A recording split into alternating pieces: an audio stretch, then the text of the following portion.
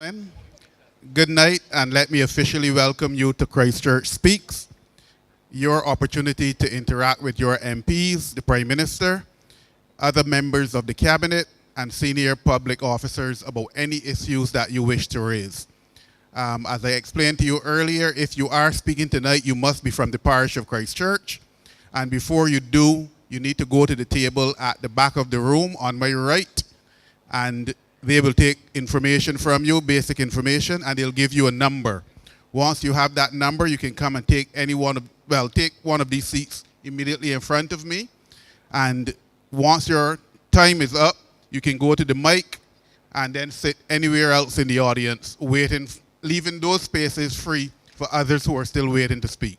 So with that, and without further ado, since we are a little behind time, again, welcome to Christchurch Speaks. Prime Minister, over to you.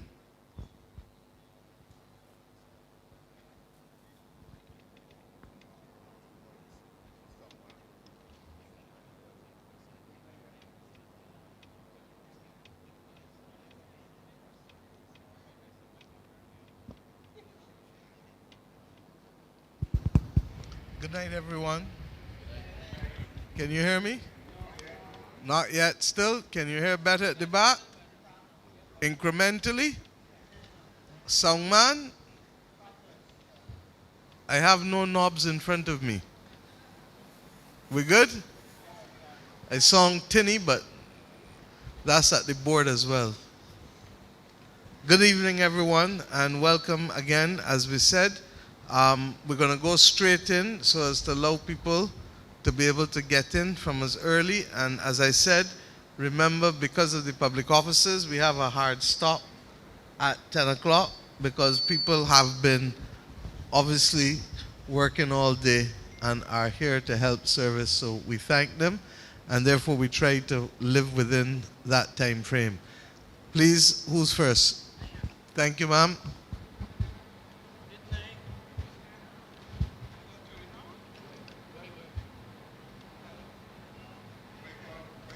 Somebody to help me again.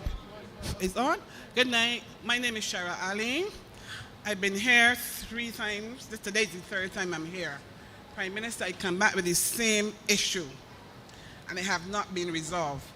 And nobody can help me. The last time you sent me to the registrar, you sent me to the ombudsman. Nobody can help me, so I'm coming back to you to help me. This has to do with a legal matter, not true? Yes, please. So guess what? You can help me. I can't help you, and I wish I could, but I am not. If I tried to help you, Wilfred, as acting Attorney General, what would that mean? That'd be interference in the judicial process. You be practicing So the matter. you see, the opposition would love me to help you, because then I would become dictator number 1 and vagabond number 1. Okay. So I can't, and look, I feel your pain. You do? I do, because it's not only you.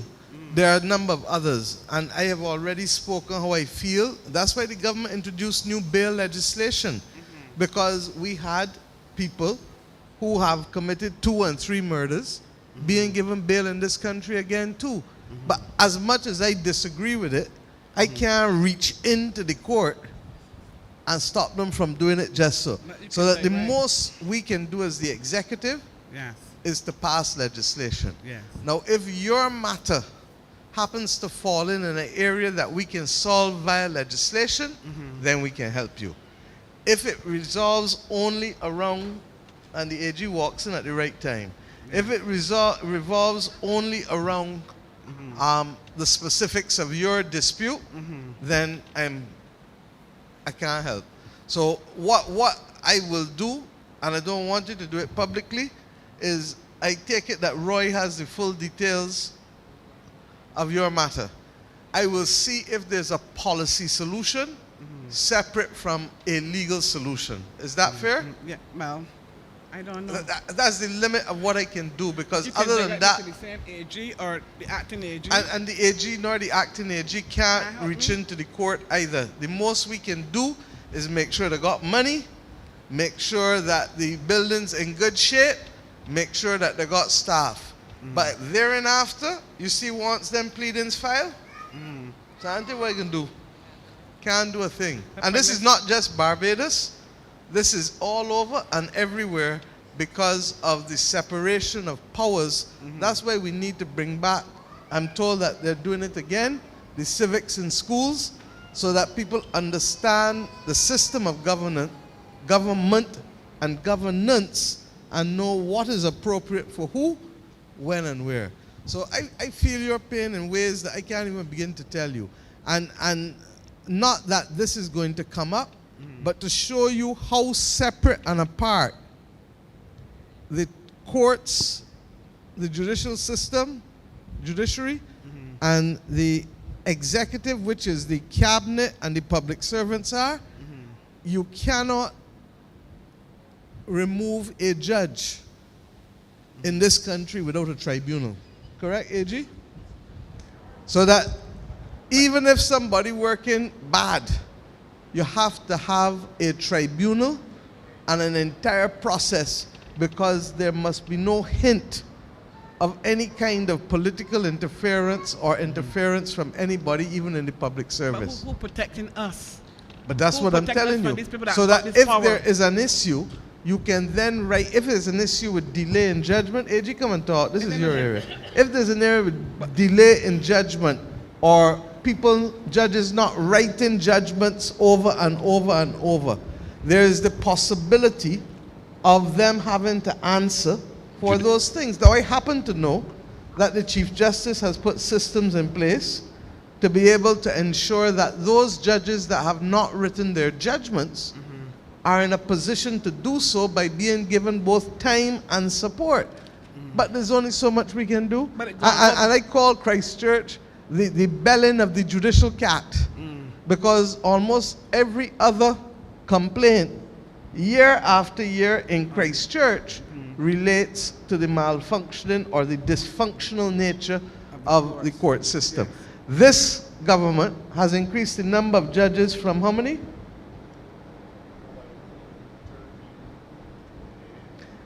We have put over 8 High Court judges and 1 Court of Appeal judge in place. Okay? So it's not a case of resources. It's not a case of resources. The new Chief Justice is sensitive to the fact of the delays, and as I said, I'm aware that he has put systems in place. Please. Yeah. He wants to speak to you privately. Glad for that. Thank you very much. Come, sir.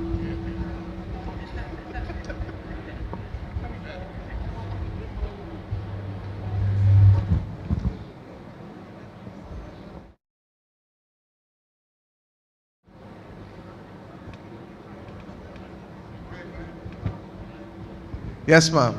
And I'm Minister Martin. I come to thank you very much, because the last time you saw me at this foundation school, I had a complaint about the house. Merlin Brewster, Christchurch Essential. I named Merlin Brewster. I had the rats coming in, and by 2 months ago, I get a new house. I want to thank you, but I got a problem. One, you told the windows ain't opening, and the bedroom are getting very hot air. You like, they must go to $200 now, because I got to the fan all the time. So I want to send somebody from road department to me. And the next problem is, we got a lot of rats in the air, and the bush won't push away. Okay. The house and young boys come up today and they clear the road, but then they call me and they said, Mr. Strong, he ain't answering me. That's why I got the problem with. I was calling him, I called Mr. Adriel Fort out in Bahama, and he answered me because the young fella wants some work. And Mr. Ford really look up for the fella, but I see tonight to tell you that Mr. Ford gonna be here. But his mother here, the boy's mother here. Next thing too, I don't know where I can get my pension now. Next month, maybe 60, Miss Martley. My graduate pension, get an early pension. I know it's 60 next month. But my son, they work in here with authority, and by the time they're in power, they lay off, and they take the plane and go on the girlfriend to get work in America. The girlfriend gets some work with him and left the boy here to go to school. The boy went to go along. I coming back to tell me you get married soon. And listen to me. The next problem we got, the road. The road at Butlers and at the Green Road. When they open the window, try to open the window, when the water come in the road, the water coming through the bedroom and then I let go for me now get the no house. The water coming through the bedroom window.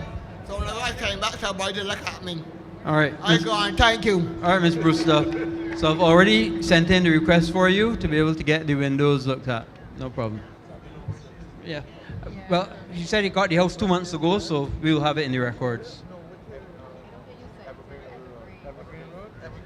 Right.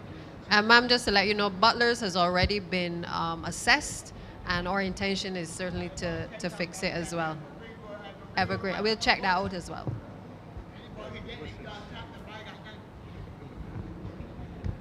Thank you, Ms. Brewster, and thank you.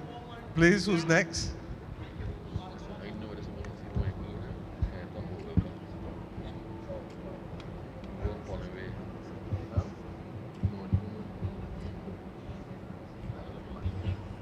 Good night.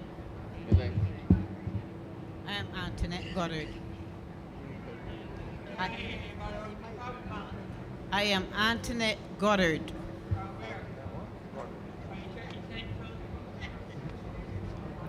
I'm here on behalf of... Just give us where you live, that's all, the district. I live in Black Rock, but I have a vested interest in property at 252 Kingston Terrace. So here's what we're going to do, Hamilton, because I noticed Christchurch. that you are in a thing. We're going to take you separately, but we only take people who live in the parish. So, Roy, Well, which is Kingston Gardens, right? Kingston Terrace, Christchurch. Kingston Terrace. So if you come But- here, Ryan, just see her for a second, and we'll get the information from you right But I'm away. not only speaking on my behalf, Madam I know, Prime Minister, but because I'm we've speaking taken on a behalf strong- of my neighbors who can't get here because they're No problem. in You worse speak. state than You me. speak. You speak to Minister Strong right now. He's not even going to put you off. You speak to him now. We'll take the problem, but we've taken a position, meeting after meeting, that we just deal with people who live in the parish, because if not, it becomes unmanageable. Okay. Thank you. So we're not going to send you home without consultation right now, because I know that you have made a great effort to get here. Thank you. All right. Thanks, Ryan. Thank you. Next person.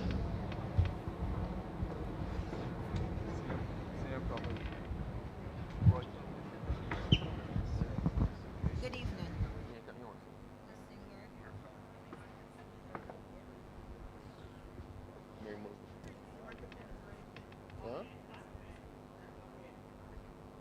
Good evening. Anybody here? It's on, Mary.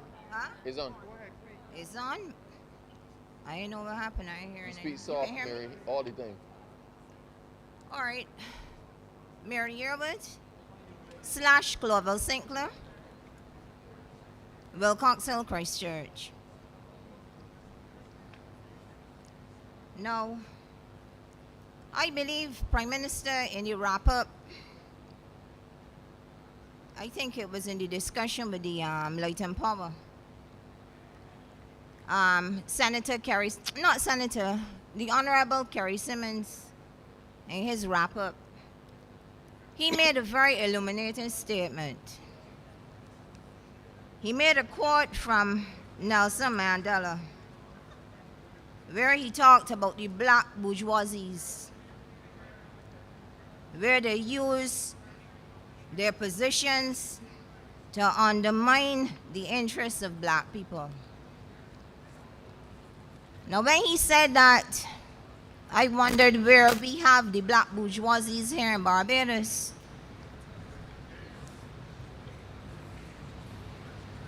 Now, it's amazing that a previous speaker, actually the first speaker, came here to talk about some legal matters. I too have legal matters to deal with. Now, the past 2 years I came here to the Parish Speak.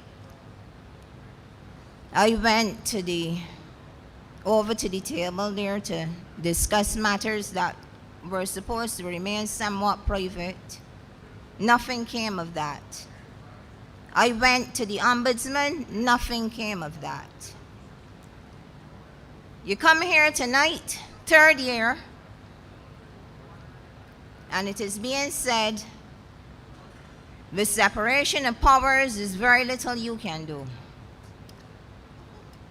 So where does that leave the average citizen in Barbados who suffers with problems within the judicial system? Now, what I want to highlight is that you made mention of the fact that you increased the judges from 5 to 8. Sorry, 5 to 13. Okay? A lot of the times I hear a lot of focus mostly on the criminal law. 10,000 backlog in the system and that type of thing. What happened to the civil matters in the civil division? This is what I want to know. The average person who has problems with property,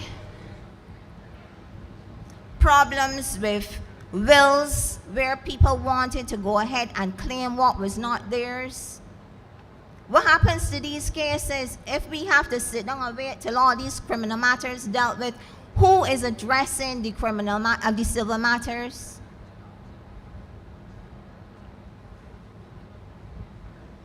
Now the Chief Justice told the judges, the new lawyers, the new batch of 53, not to concentrate on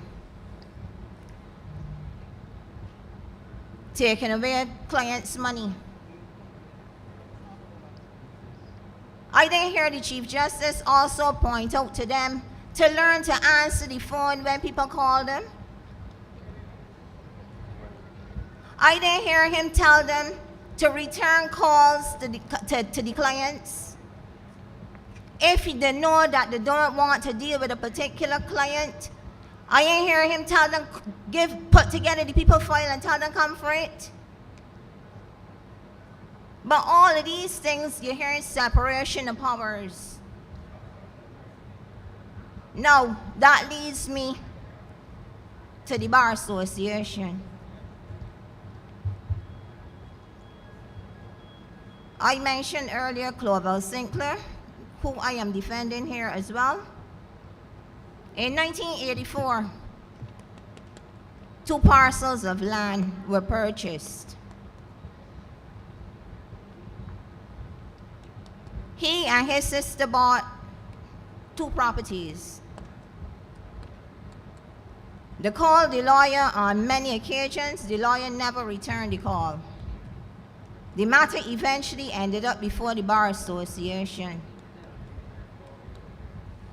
For that matter to get to the Bar Association to make some sort of impact, I had to be on the Bar Association like white pan rice for them to even serve the lawyer. Now these are the type of things that going on in this country. You understand? And to hear that you don't have any power because of separation of powers. No, ma'am. Mary, be very clear. If you're going to quote me right. Well, I said that on individual matters, I cannot get involved. I said that if there are policy solutions or systemic solutions, I can get involved. Not true? So look, please, let's be very clear. Because if at the end of the day, what is happening, and the AG will speak, because we're trying to get the rules to the commercial court done, we're trying to get new probate rules done, AG. So all of these things are intended to take an old system and make it more relevant and more user-friendly. On Friday, you saw that we had a whole session all day with land and land transactions, but I can't reach in and go and get involved in any individual case, nor can anybody here in the political class or any public servant there either. Does that make you understand the difference? I understand right. you. So And I withdraw the statement. that's all right. But what I want you to know is that I am deeply disturbed because I have also said that the rules governing disciplinary actions against lawyers need to be modernized. And in fact, what hurts me is that I left AG, we left a system there for the modernization of that. It has not come back around. And in fact, it was there, the bar commented on it under the last government, after about 4 or 5 years of having it, so that I am fully empathetic to the point that people may say that I am being unfair. But I feel strongly that the disciplinary process with the Bar Association needs modernization.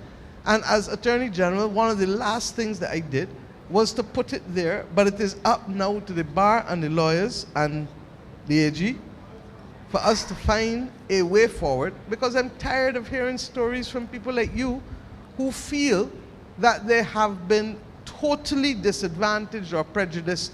And we won't get into the details of individual cases, but suffice it to say that the architecture that we have to resolve complaints needs to be more timely. Well, I can agree with you more. Mary, just before you go, let me at least help you with one of the things that I can actually help you with directly.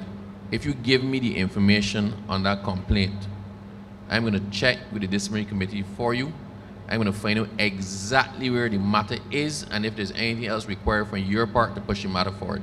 So if you give me the information, I undertake within the next 7 days to come back to you and tell you exactly what the status of that matter is, and then you can decide what you're doing after that. All right, Okay? but just let me, because I was thinking about this, right?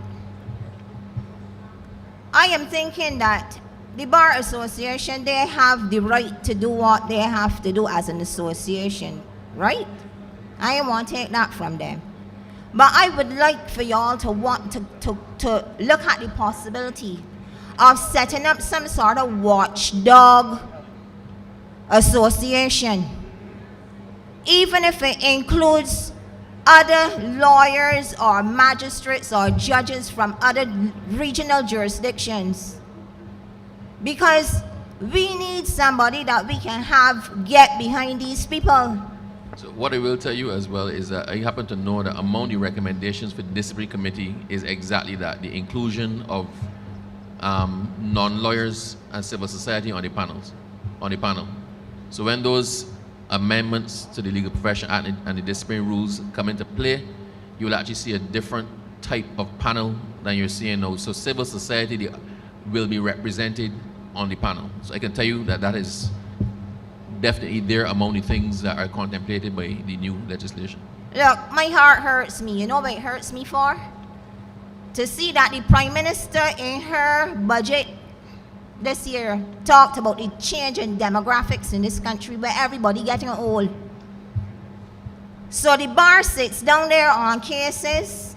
I'm wondering how much cases they got there where people land that they sit down on and nobody don't even know what is going on with people property, or they even contacting the families and telling the families that there's a matter there that has to be looked into. A lot of things need to be looked into in this country. A lot of these matters that before the civil court. A lot of people dead and leave money in the bank accounts. I would like to know if the central bank can get something out of that money that the bank's holding on, because every year you can hear the banks making all sorts of profits and everybody out here sucking salt. And the banks making millions. Or for people money that inside of there. And we out here who's supposed to be benefiting from the funds can't get nothing. A case got any right being in court for 30 and 40 years? So what happened with the money that's sitting down in the bank accounts? Obviously it accruing and attracting some sort of profits and interest. So who benefiting from that? The central bank. As a matter of fact, when it should be passing legislation to ensure that Mary, any cases... You sound as though you are a good platform speaker. Any cases... But before you get there, give Ryan a chance to answer you on that one point about what happens with the money, because there is a process. All right. Okay?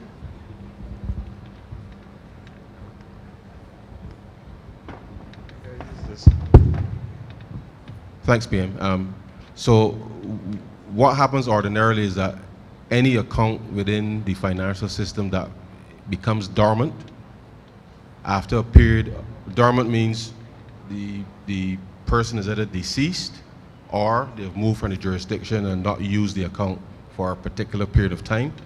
Ever so often you will see in the newspaper, banks will put out the name of the person, the amount of money that's in the account, their last address.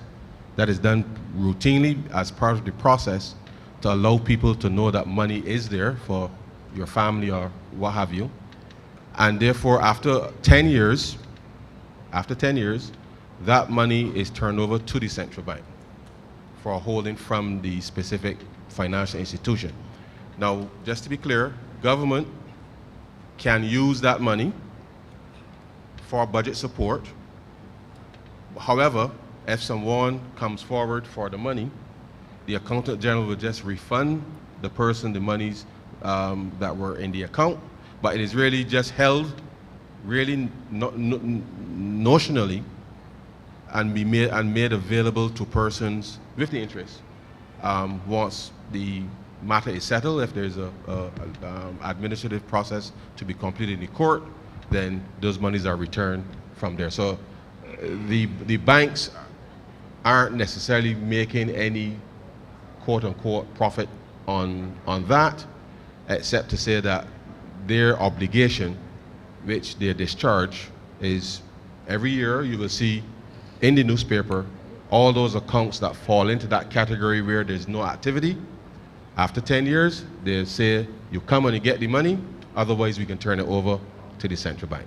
But the money is safe, and once a claim is made, the government, through the accountant general, will refund the monies to those individuals. Once the court decides who to give the money to, then that is what is done. So to be clear, you're saying to me that any matter that is in court, that goes over to the central bank? Well, after 10 years. After 10 years. Oh, right? After okay. 10 years, where there's no activity on the account, and they advertise to say, these are the monies that are here. And if nobody comes for it after 10 years, for whatever reason, it is handed over to central bank, and then the government has access to that for use.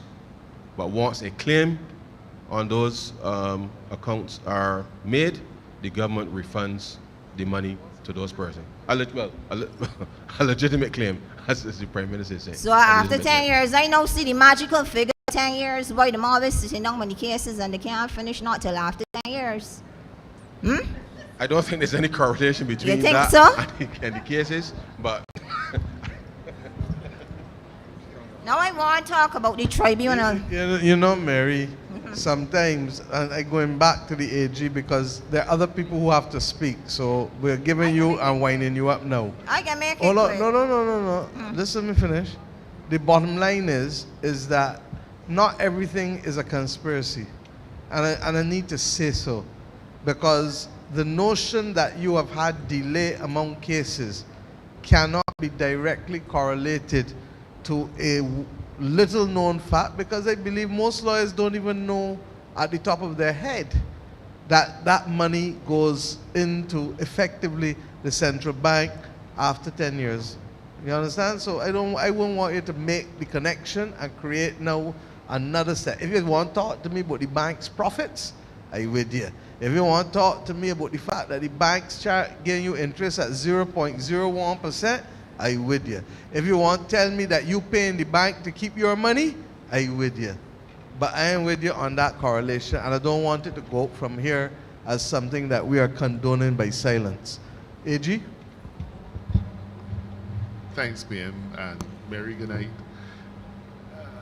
Obviously, you have some concerns about the quality of service provided, perhaps in your case or a case known to you by lawyers.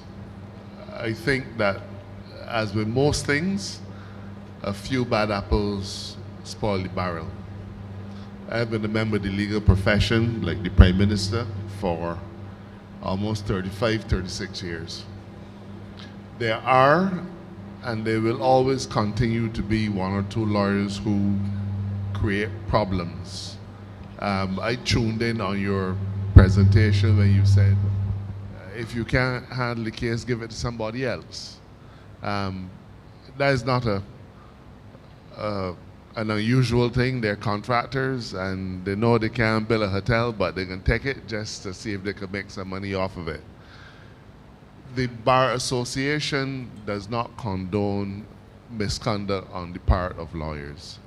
The government will never condone misconduct on the part of any professional, whether it is lawyers or accountants, whether it is doctors or carpenters.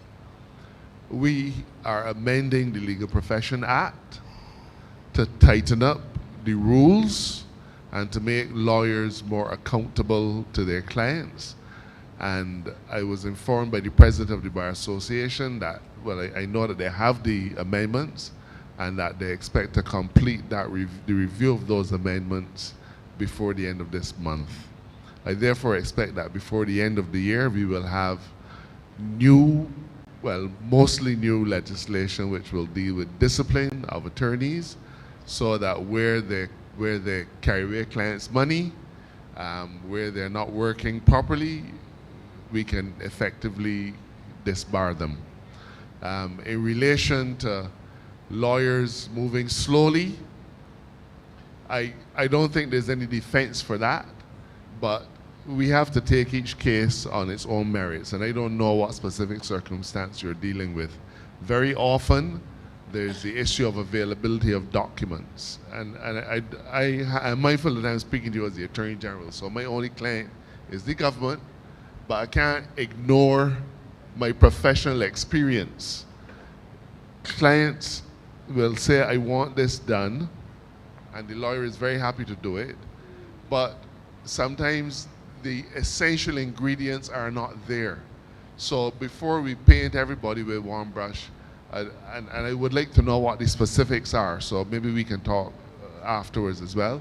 It may be that there are unavailable documents and so on, which prevent the matter from being resolved quickly. As I said, I don't know what your specifics are, and just like I spoke with Cheryl just now, she didn't like what I have to say, but I think we came away as friends, and she understands what may have gone wrong in her case, and I hope, Mary, that you and I can have the same discussion afterwards, all right? But I can promise you that we are tightening up on the matter of discipline of attorneys, because attorneys are in a position of trust, and they have to be responsible and accountable in that regard. I get to finish my last point now, Prime Minister. I just want to talk about what's going on with the ERT. No problem. But I want you, the ERT is becoming full-time, so I could tell you that one time. You don't need to talk anymore because we are already resolving the issue. Up to Monday, the social partnership was. The Minister of Labour gave a presentation at the social partnership and the ERT for everybody is the Employment Rights Tribunal. So we're making it into a full-time body because what we inherited was a part-time entity, AG, and I think the Minister of Labour would have spoken to you as well, so that what we will have is 2 full-time chairmen eventually, and then a rotating panel of persons. Is that the case, AG? That's correct. Right. So. But I hear more from Senator Monique Tate on the circumstances with the ERT than I did hearing from this government, though. Because Senator Monique Tate can speak freely without having to apply the law and to go through processes. In order for us to go through the processes, you think I can say, I want a second ERT tomorrow. Mr. President, what can happen to me? Other than it become just oxygen used, can't go nowhere. But in order for the Minister of Labour to do it, what has to happen? Let's go through the process, because we got some unreasonable expectations about here that we got to deal with. In order to change a system that is a quasi-judicial system, what you think, how many processes you think they got to go through? I ain't got a clue. Oh, well, enough. So let me start, because you got more clue. Cause anybody that sit down and remember Kerry Simmons' speech and a wrap up got more clue than they want to give access. Huh? I ain't come to town recently, and I certainly ain't come to Oystins last night. So my point is this, honestly. you have to go through an entire process. We would have received feedback from the former chair of the Employment Rights Tribunal that they were under severe pressure and that we therefore need to look at the possibility of additional funding. When that additional funding has to be put there, the government has to make sure it has money to pay, correct? Because if we don't pay, what can happen? Everybody gonna holler for murder. The mega strike. Secondly, you have to make sure that you assess the amount of cases that coming in and then make a determination. Thirdly, the Employment Rights Tribunal is a tripartite body, so that even if we appoint a full-time chairman, you still have to depend on who? The private sector and the labor organizations to appoint others. Invariably, they're not going to appoint full-time people, so it therefore means that we have to be able to have a panel of them to ensure who is available to go and hear cases. Then you have to write the paper within the ministry and settle on the policy. Then you have to come up to the cabinet for approval. Then invariably, you're probably going to have to amend the legislation, which means that you've got to bring another paper in order to give drafting instructions, because a parliamentary council who's a drafter can't just read your mind or can't sit down and talk with you. They need a paper to guide the drafting of it. Then it has to compete with all of the other pieces of legislation. AG, you got what, over 100 pieces of legislation that you're all dealing with? Closer to 200. So we have to work out what is a priority thing. We have determined that this is a priority for us, and therefore we're trying to push it ahead in order to get there. But I want to go back, because I'm now in a position to afford things that I could not afford 2 years ago, or 3 years ago, or 4 years ago, or 5 years ago, or 6 years ago. And I wonder why. Because, Ryan, what did we inherit? A government that had limited fiscal space to do anything that was even highly desirable, far less optional. Because we were literally spending most of our money when we came into office doing two things: paying debt and paying salaries. No rent, no goods and services. Government had bad credit all about the place. Everybody complaining. Or $1.9 billion in arrears. In arrears. In money owing to Bajans and Bajan companies then, and to NIS, and to government. So we have fixed a lot of that. You saw what happened today? Fitch give us another upgrade. Every time we get that, that improves our ability, one, to be able to do what we have to do, because it reduces ultimately the cost of money over time. And if we spend less money in interest there, it means I got more money to spend in something else there. Make sense? Mm-hmm. So you see that thing that the IMF do on Friday, where they remove the surcharges? Anybody saw the story this weekend? Okay. So the others like to say that I traveling. When I go out there, what do you think I doing? Barbados has been at the forefront of the countries arguing for either the removal or the reduction of surcharges at the IMF. What has it meant in real terms to us, dollar terms? That we will save $12.5 million a year on what we are paying now. And what we are paying now is influenced by the fact that interest rates have increased for the most part across the world compared to where they were. That $12.5 million is 25 million Barbados dollars per year. And prior to November 1st, when this changes, we would have to look for that $25 million to pay. So next year, I know I got that $25 million back to help me with either roads or hospital or healthcare or education or whatever. Am I making sense? Mm-hmm. So, you know why these parish speaks are important too? Because it allows us to explain to people how government functions and how we can moderate our expectations, because more often than not, people don't know and people will make assumptions or do like you and make the correlation between the lawyers and the central bank money when the two ain't got nothing to do with one another. You know, it's a coincidence, but it's a coincidence that sounds sweet. Thank you, Mary. Thank you, Joe. May I say, you clearly sound as though you need to have a platform somewhere. You are articulate. Thank you. Good evening. My name is Dulene Bradshaw. Dulene, D-U-L-E-N-E, Bradshaw. And I'm from 4th Avenue, Dover. And I have two issues this evening. The first one is the drainage.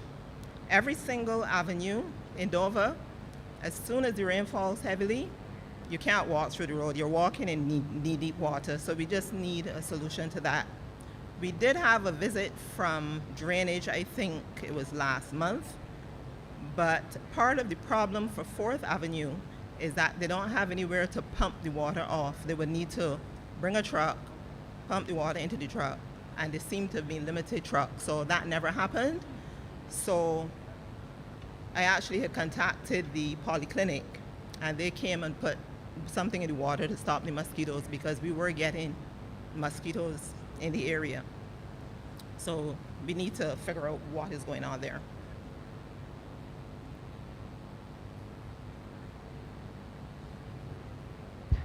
First of all, I'm not sure that we are related. I'm not sure. I think my family were actually Maxwell's and Oliver's Right, from okay, Bathsheba or just something checking. like that. All right, so I'm very familiar with the issues in Dover, and I think on the last Parish Speaks, we would have indicated that we were trying to do some drainage studies within that area to be able to resolve problems, not just in the Dover area, but in other areas that have been flood prone across Barbados for several years. So currently, the initial stage of the drainage assessment and the concept designs have actually been done for the area, and I'm hopeful that by early next year, once we have some dry weather, that we will actually be able to start the actual work within the Dover area to resolve that issue. But then, meanwhile, can we get more frequent cleaning of the drainage? Right. Because So I think that was yeah. a big part of the Yeah. problem. The block We've drainage. actually increased the number of teams that are cleaning and Okay. also the number of well contractors. I think there's a tender out presently for a number of well contractors to be able to Okay. bid, because we recognize that particularly with climate change, we are seeing obviously areas that didn't flood before flooding, and we have some old areas that have been long standing that we're trying to address. So places like Goodland Gardens, also in Christchurch, Wilcox, those are high priority. And before anybody else asks the questions, those are also on the priority list for us to be able to do flood engineering assessments with a view to being able to do actual works in those areas. Okay. All right. Okay. Dover, Wharton, Yeah, in all of the and avenues. Goodland Gardens. Yeah, Goodland Gardens has been knocking around from the time I was a child, so Okay. that's been major. Okay, so my other issue, which is the big issue, the Sandals laundry. Since Sandals has been operating there, we have had noise, we have had stench, the lint, and because I'm a visual person, I brought along some to show you. This is the lint. I took some of this from the patio this morning. This is just 1% of what is there. Okay? Now, that's the lint issue, which covers everything every day. The noise. Now, initially, they seem to have been running 24 hours a day. But when I called to complain about the noise waking me at 1 in the morning, 2 in the morning, they weren't sure why it was running at that time. But surprisingly, I received an email advising that they would discontinue the graveyard shift. So how do you not know it is running at that time, but you know there's a graveyard shift? Of the lint, but I was aware of the noise. And I see you don't need to prove no more. But I asked Senior Minister to speak to them about the graveyard shift. And he spoke about them. No, Sorry. We can govern, don't worry about it. You have made a case against them. They have a right to be heard. I am not going to try them in public, as I would not agree to try anybody else in public. But you have done enough to ask me to cause both Minister Ford and Senior Minister Duguid to meet with them as a matter of urgency, but also to ask Minister Ford to have the Environmental Protection Department go and prepare a report such that we are in a position to have the independent evidence kicked upstairs. So they stopped the graveyard shift, okay? But they now operate 7:30 a.m. to 9 p.m., which in a residential area still is not acceptable. Some mornings, about 5:30, 6 o'clock, they wake us by pressure washing whatever machines they have. They're pressure washing at that time. Nonsense. Then there is a stench. Now, they try to, I don't even know what's the word, pretend that the All you're doing is telling me that we need to have the independent report, and they need, and But- the EPD people need to know but- whether but- that but is an EPD appropriate activity for continued operations from the site at which they're operating but it. EPD has been there. But I have not seen the EPD report, have you? EPD went there, and every time I called about the report, oh, we're going to submit it to Sandals, et cetera, et cetera. Then I kept calling, and I was told, oh, it has not been approved. You do the right thing, so we will find the report. Don't worry Yeah. about it, because reports have been there before at cement plant. A report was there, and I didn't know about it until I make noise about 3 years ago and send for the reports. Well, we need so something we done will. urgently. I hear you. I hear you. Urgently. It's been years. And I've asked, and Minister Ford It's has been heard you. years. Get the report and let us see it, and let us also meet with Sandals, give them an opportunity to be heard, but at the same time recognize that there has to be a balancing of people's interests, and the first interest is the public health. Can I, before I close, can I also ask you to find out from Ralph Thorne what his meeting produced when he went in 2021? Because we did have a meeting with him. I cannot speak for Mr. Thorne now. I I'm- could not speak for him then, and I certainly I am cannot just speak for him letting in you the know. future. I am just letting you know. We I went hope it's through not all a case of, that. I hope it's not a case of easy come, easy go. I will just say I personally met with the general manager of Sandals at the time, Mr. Ramel Sabrino. I have met with Lucky. I have met with David Hines. Ralph Thorne supposedly met with them also, and this is years.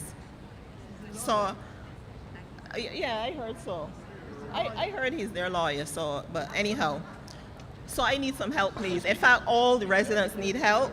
So I am representing all of the Julie, residents. just be careful what you say. What you say is being broadcast. Okay. And I don't want you to end up in any trouble. Just be careful. Okay. That's why I said supposedly, allegedly. I used the right words, didn't I? Supposedly, allegedly. But seriously, the residents need some help. It is detrimental when you're looking at the environment, mentally, physically, financially. They have been totally detrimental to the entire area. So we need some help.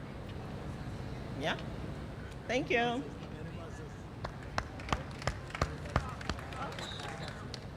Thank you very much, ma'am. And I will ask that Minister Ford and Senior Minister Duguid, once we have the meetings, that we don't only represent to you, Ms. Bradshaw, but all the other people living in the district who are clearly affected, because I'm sure it's not your house alone. Exactly. So, and Chantal, you will keep an interest on it for me, please. Yes, ma'am. Good evening, one and all. My name is Dr. Keisha Yearwood. I've come here tonight to address a long-standing issue with the incorporation of Cuban medical graduates into Barbados medical system.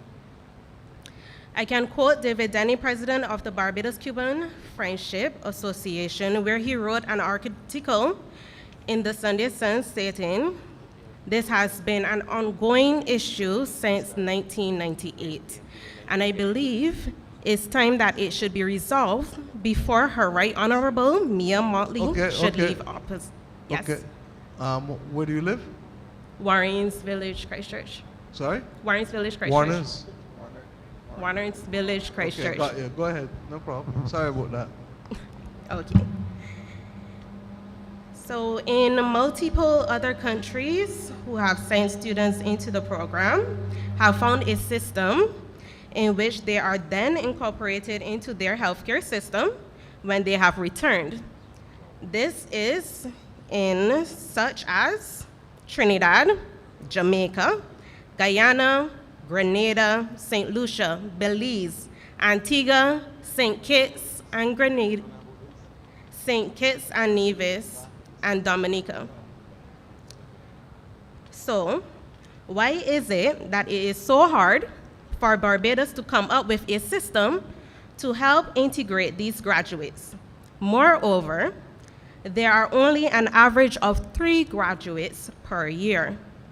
2022, 2 graduates. 2023, 3 graduates. 2024, 3 graduates. And in 2025, there will be 2. This government has trusted Cuban doctors and nurses when they were in a time of need during the COVID pandemic. Why then is it difficult to trust Barbados Cuban graduates when they come back? We are given a grant each year to aid in the small financial needs as scholarship holders.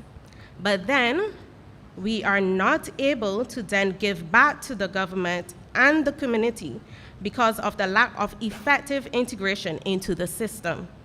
Moreover, every graduate prior to 2019 is now furthering their medical field outside of Barbados. No, we are not asking for much.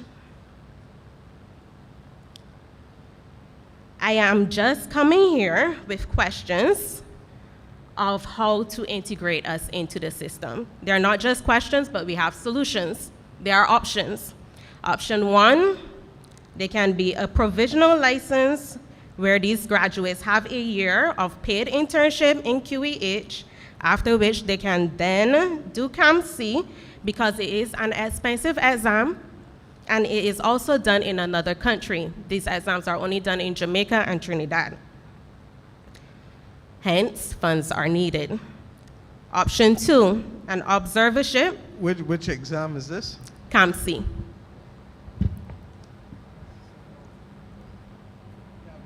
Option 2, an observership for 3 months, followed by a paid internship for a year in the public health system. Option 4, option 3. Give me back option 2 again, please. You're moving fast. Option 2, an observership for 3 years. For 3 months, followed by a paid internship for a year in the public health system.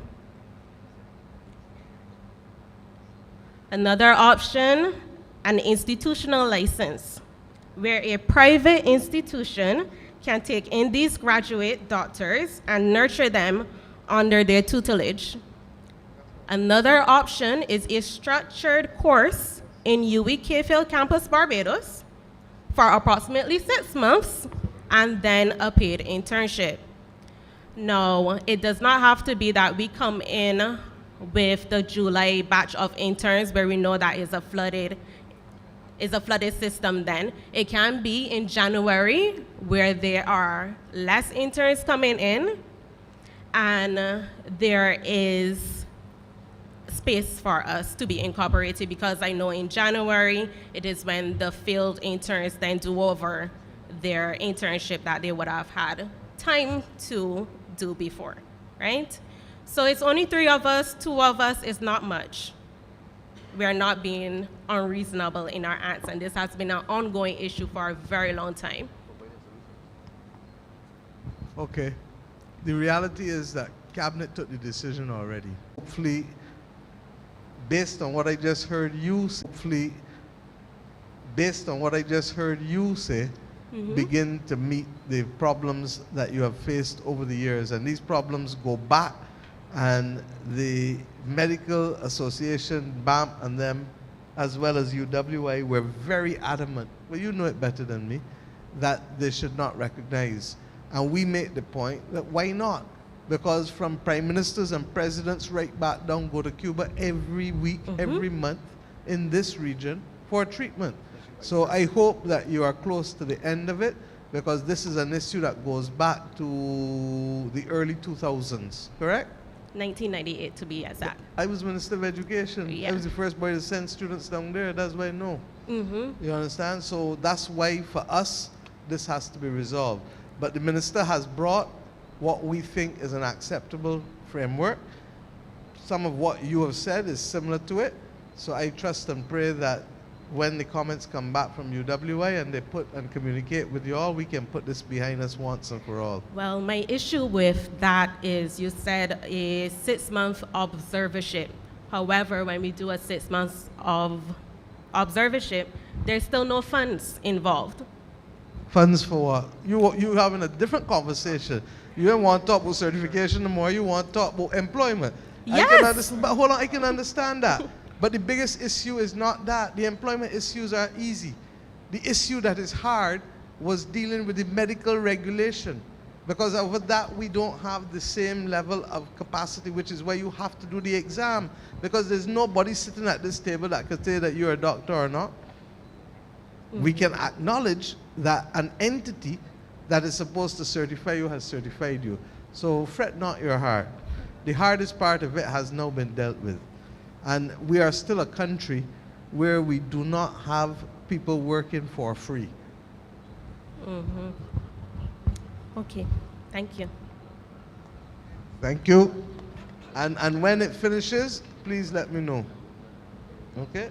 The CEO of the hospital is here, so he will know as well that really and truly that is part and parcel of some of the people that he will have to be taken shortly to help out in this matter. Okay, Mr. Clark is there. So you should have a conversation before you leave. Thank you. Yes, ma'am. Blessed good evening. My name is Deborah King. I'm from Butler's Avenue, God Hill Christ Church. But I get an answer from you already because I'm here to talk about the road and you gave me an answer about the road.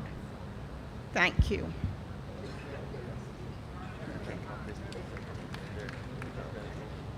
Yeah, we dealt with Butler's just now on Evergreen Road, so thank you. Yeah. Yes, sir. Good night, ladies and gentlemen. Good night to all. First of all, let me express my sympathies on behalf of your stalwart who's looking down on you. Thank you, thank you. Next thing, I would like to congratulate the new MP. I didn't hear about any by-election, but I see a There's new no one MP. there. No. I'm not going to They let you. introduced themselves as MPs. I heard that in the No, no, introduction. no. Anyhow, you and I both know better. Listen, the last time the previous Okay, you MP give me was you here, give me guidance. You give me guidance last time. Right. The last time the previous MP was here, he was quiet as a church mouse. But he has since grown up. I will leave the rest there. My name is Grant Seeley, and I'm from over in Barrington. Now, a number of matters came up the last time I was here on the 23rd of October. One was the dump at Newton or opposite Gildan. So I thank you greatly for closing it. But we have created another monster. There is a dump now at the Science Park. Along with that, every day you got between 5 and 10 gentlemen running as far up as the roundabout with coconut water, pushing it in your face. I have blown on them several times. They've even gone so far as to put a chair now in the road. Okay, I would like something to be done about it. I told y'all last year for the coconut vendors, the best thing for them is use a truck or a trailer. It is no sense the government expensing the self-moving coconut shells. A truck or a trailer, you bring your coconuts, you operate with them there, and you leave with them on afternoons. That is all I want to do. And that is all I want is for you to get those fellas off the highway. A serious accident is going to happen within the next few days. Mr. Seeley, it happened already, and I tired talking, but let me also tell you, we moved them off the highway by Newton. Exactly where the BIDC building going now. I know. The bottom line is that having been moved off of the highway, men start running across the road in spite of being moved off the highway. Now, there's only one entity in Barbados that is empowered at law to keep order. Who's that? The coconut vendors. No. No, I can't be the police. It's the coconut vendors. No. But you being facetious, I don't have that luxury. I don't have that luxury at all. No, because they seem to be law unto themselves. And therefore, AG, how many times have we raised this matter on matters of peace and order? Good night, sir.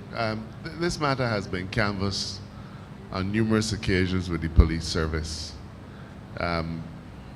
We've always tried to be very sympathetic with small businesses, and that's why we took the decision to relocate them to a place where we felt they could still play their trade, but that the rules of the road would be respected and that they wouldn't pose a threat to any other users of the road. But there's a level of indiscipline that we have to confront. They want to be able to do as they please. And when the authorities clamp down on them, then unfortunately you can hear everybody saying, the poor black man, we're the worst people in the world, and so on. If we decided we can stop you from selling coconuts in that area at all, you will hear that we are not supportive of small businesses. It is always difficult for a government to enforce some of its regulations, but the Prime Minister and I have both spoken to the police. But like with many things, when you're not looking, they scamper back out and they do as they please. I give you the assurance, sir, I will speak to the police service tomorrow again, and I will ask that they occupy some time in that area with a heavy hand. I hope that when the heavy hand comes down, that you will join in the shouts of acclamation to say that the police are doing the right thing. I appreciate your support in advance. Mr. Attorney General, I have spoken to the police already, so I'm not waiting on yours. I have spoken to them already about it. Second item from last year. I spoke to y'all about a serious matter between Newton Roundabout and Searles Roundabout with the markings. Now the edge of the road going by the golf course is about 1 foot high as against the others, which is about 3-4 inches. When it is dark, you do not able to see that and negotiate. There's supposed to be some markings in the road. I heard that the money would come back into the consolidated fund or some area like that last year, that there's no way that they couldn't have money. Last year, y'all told me that they just got money to do the markings. They ain't marked yet. The road up there is still the same way. See people marking when they come up here tonight, right there by Garfield Sober's roundabout. Yes, but my only thing is, and I didn't know how I feel, because to mark at 5 and 6 o'clock in the evening and 6:30 in the evening is too early, and it causes traffic blockages all the time. And we already, William, from when you were there, agreed that you can work late at night. So I'm not sure why they're there at this hour. But equally, I'm sure that the DPM will find out for you what is the issue on the markings that causing a problem when the same highway is being marked as we speak tonight. I understand. Okay, next item from last year. Going from off the highway through St. David's, to St. David's through Bannatyne. I asked last year about the equipment. I mentioned that I usually call South Point, and the word is the equipment breakdown. I heard last year that the equipment was all going to UCAL and we would have this equipment up and ready and there. The situation across between Bannatyne and St. David's, which is used heavily by 16-wheelers on morning hauling oil, and in the last week by dump trucks coming from down St. David's, coming right up through the highway, is that 1/3 of the road is taken up by bush. It is high now as the high tension wires. We cannot say we have potholes out there, we have craters. So you can picture yourself in the night game catch out there.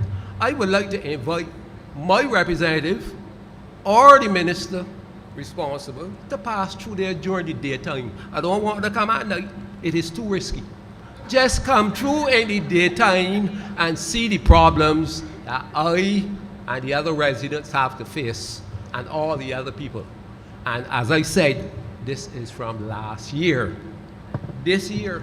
Except that, Mr. Seeley, I can disagree with you. Because if it was from last year, it would be 20, 30 feet high. Because, no, let me get real.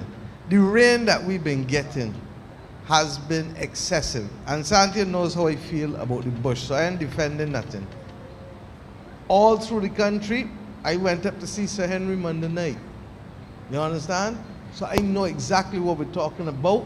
And even areas where there has been reasonably regular debushing has gotten out of hand because of the scale and level of rain that we have. So I'd like us to be a little more thing. It's easy to say, oh, from last year. You and I both know that that can be from last year and that they had to have cut the bush somewhere along the way, but they also did patching. Now the reality is that whatever patching you did, the 4 to 6 weeks of convection rain you had, what do you think it do about here? It's the same problem. So let us work to solve it. I hear you, and I certainly insist, Santic, please speak on the pilot program that we're doing now in order to be able to keep the bush off the road and how we're trying to be able to approach it differently. Because systems that were suitable to this country all along are no longer suitable in the context of a climate crisis.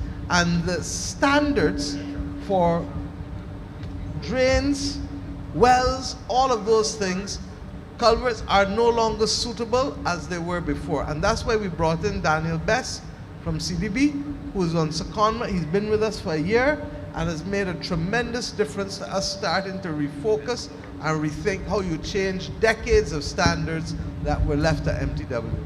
Ms. Motley, I made a mistake there. What I was about to say is from last year, these were the problems. I am now going on to this year's problems. I am sorry, madam. Since you want to be funny, I'm going to let you be funny. No, but no, before no, you go, no.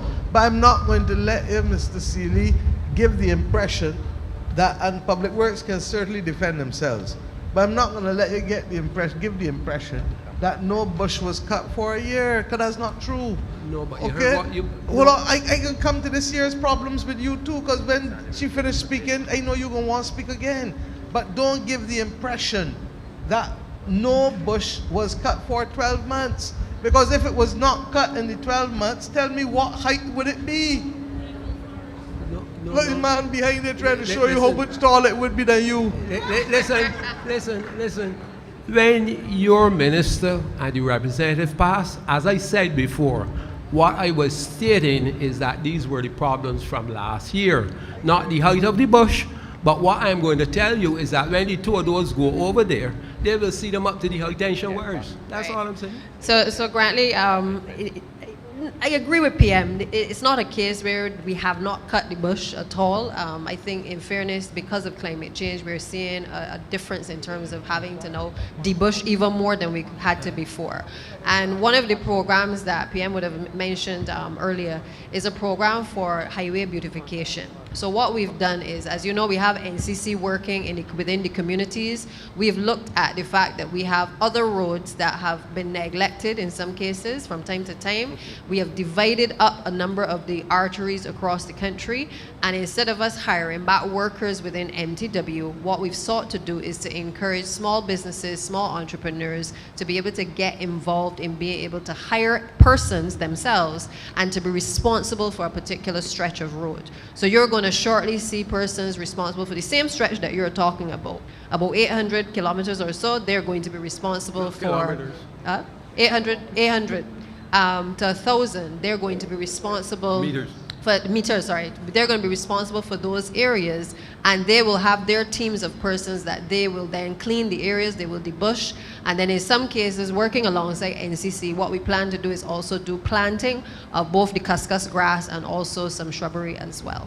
Okay, as it relates to the road, again, you will see a lot of potholes arising more as a result of the heavy downpours of rain.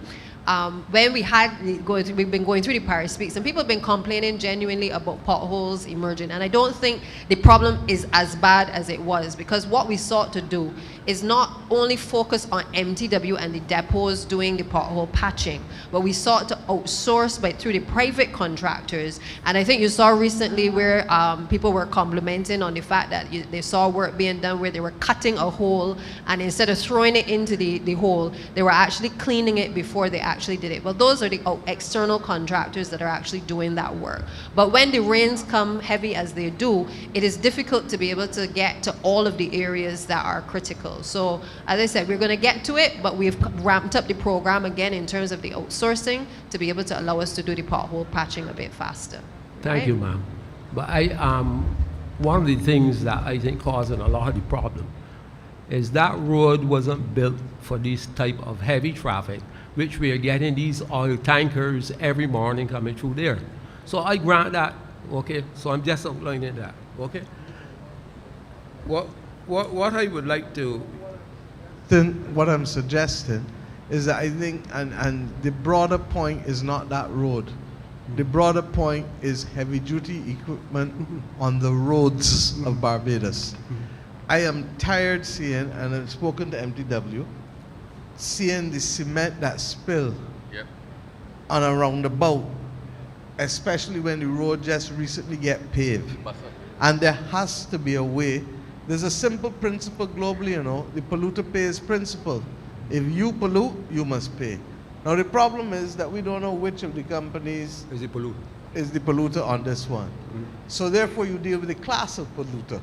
And if you deal with the class of polluter, then you begin to have an understanding, because they themselves are not paying attention to their consequences, and they're not paying for the consequences either. So I want to use this opportunity to agree with you and to go further and to say that in addition to that particular road, that we are going to have to agree on those roads that are suitable for heavy duty traffic. First thing, because not every road is suitable for heavy duty traffic, as you pointed out. And then secondly, to find a mechanism to pay for the wear and tear of the heavier vehicles, because the heavier vehicles are earning heavier money too. And the heavier money must help contribute to the maintenance of the roads in a way that if they are having a disproportionate impact on the state of the road, then MTW needs to find a way of holding them accountable. And similarly for the concrete, the cement drop-ins, for want of a better phrase. Right. Well, what I would like to, in your point, is that between Dighton Griffith and Kendall Hill, the road is collapsing on that highway, as well as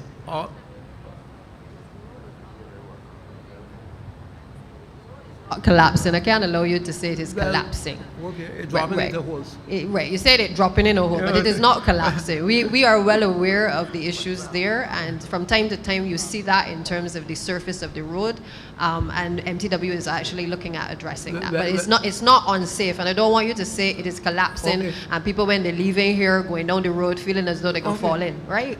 It is not collapsing, and it is not as urgent as it may appear to the eye. Okay, but it will be addressed. Right. What I would like you all also to do is on the side of those highways, it doesn't look good with the amount of pallets that are just tossed and left there. Something has to be done in this country. We are just, as the young people say, we just looking pop down. Okay? It is really disgraceful. Agreed. Okay? Now I will come now to the famous Minister of the Environment, who say that when we see polluters, we should put them on Facebook and all of that.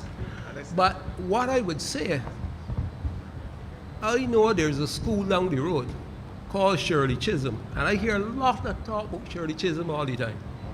And you know what happens in front of Shirley Chisholm? Dump cars. I have even called his office about these dump cars in front there. And we got all types of problems in the educational system, and we can got cars dumped in front of the school. Something has to be done about it. We just playing the fool with it, and it is too many months that I see the vehicles there and nobody isn't doing anything. Huh? And listen, we have a classic example of this pop down. From Bussa roundabout to the Miss Bar roundabout, we are passing State House and the Prime Minister's residence. And along that area is deplorable. We don't want to say so, but I'm telling you, it looks deplorable. That area should be the best example in Barbados, between Bussa and the Anita Bar roundabout. We cannot have that situation where all this wild time been going outside the lower court. And in regards to your official residence, just look up top the wall. It is disgraceful. All the vines hanging over. Which department are you responsible? The NCC? None. None? I'm not NCC, but let me go further. Opposite Ilara Court is no landscape. The plot, no.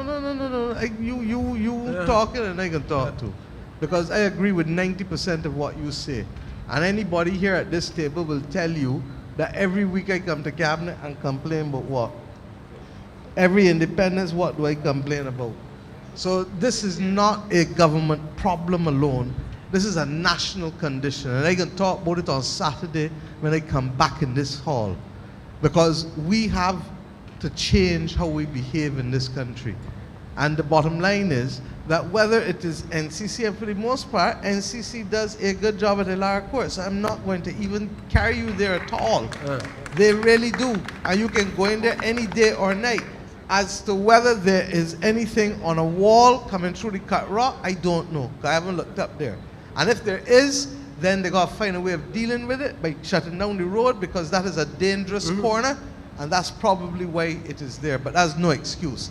You go now, I can bet me money now, right opposite, you can see all the plants right opposite, not even on our side, but on the other side.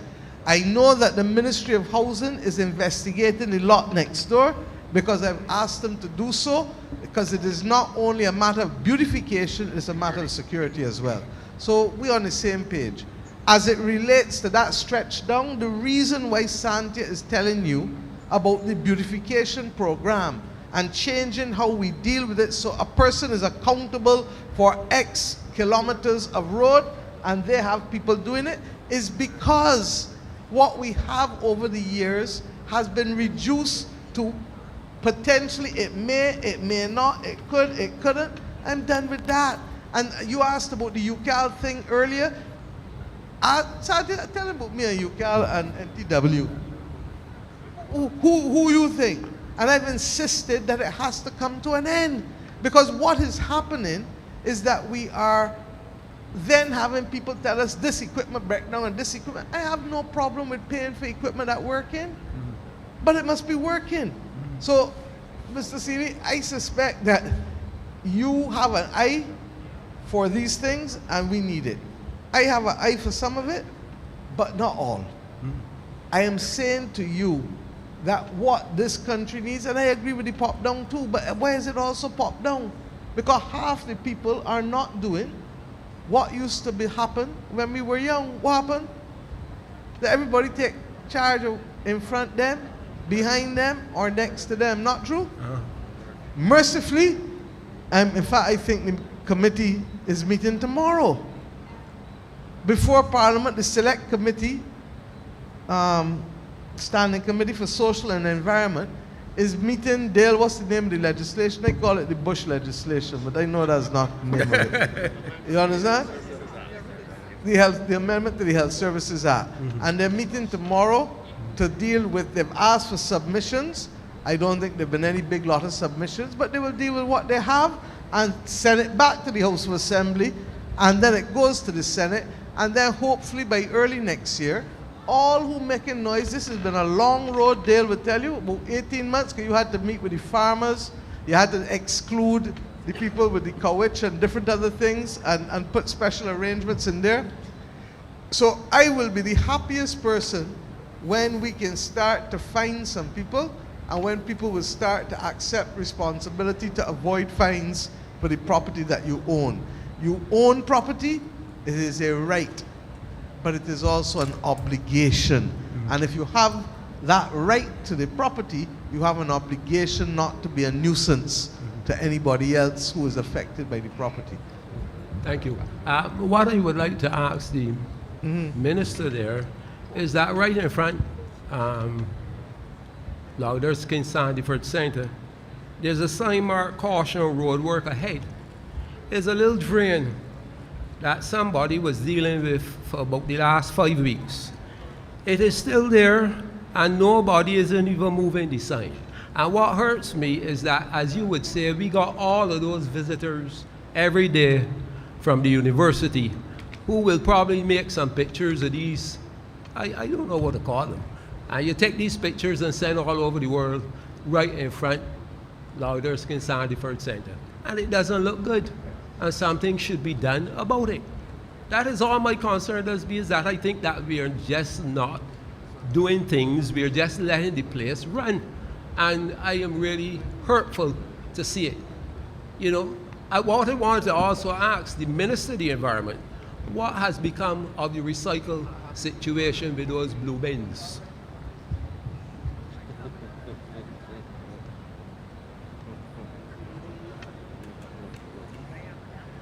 There's one that you got to talk, boy.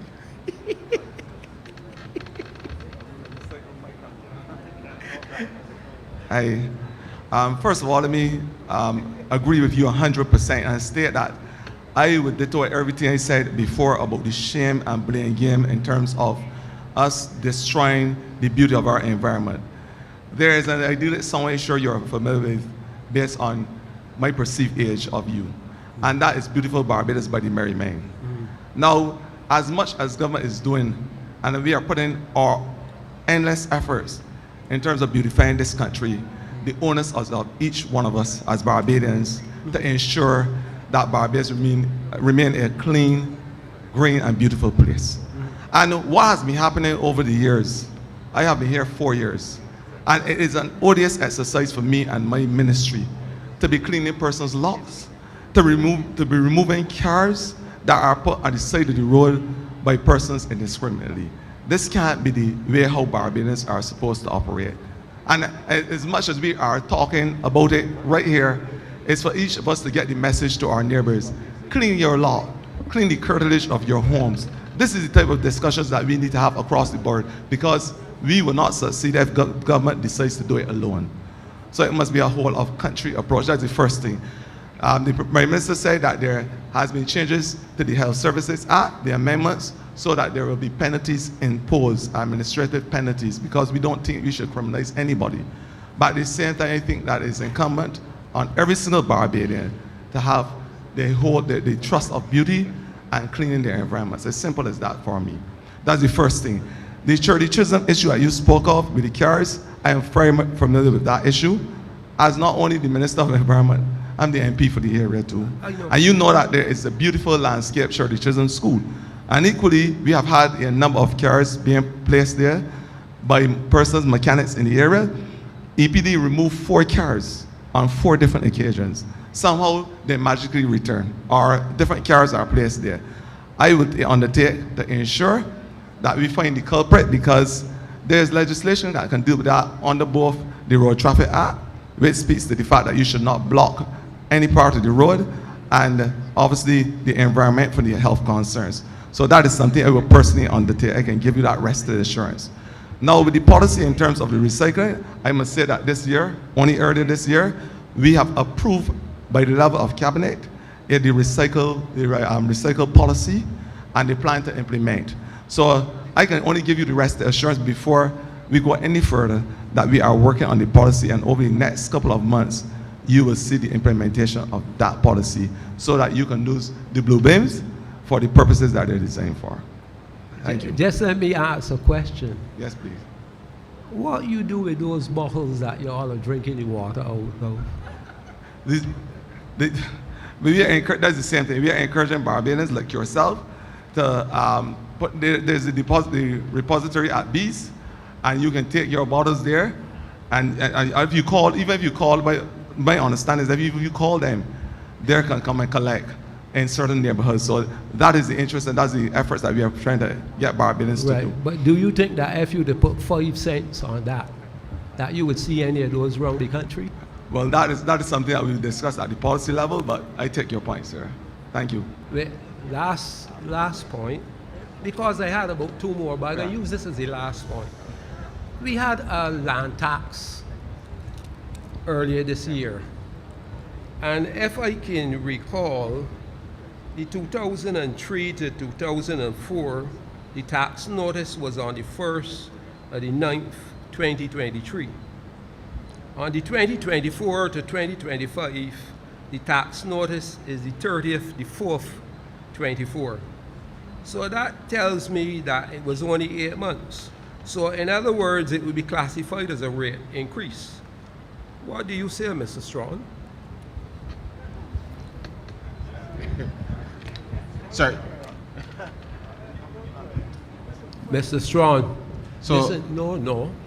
Just I repeat got what you the just said tax there. notice, Uh-huh. and the demand notice says the 1st of the 9th month, 2023. Right. The new Uh-huh. one that came this year Right. said the 30th, the 4th, 2024. Correct. Right.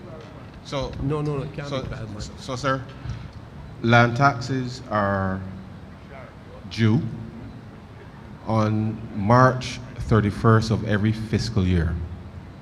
So what we've attempted to do is to make sure that we give people enough time to be able to pay over the course of the year in order to avoid any issues with respect to you being able to pay.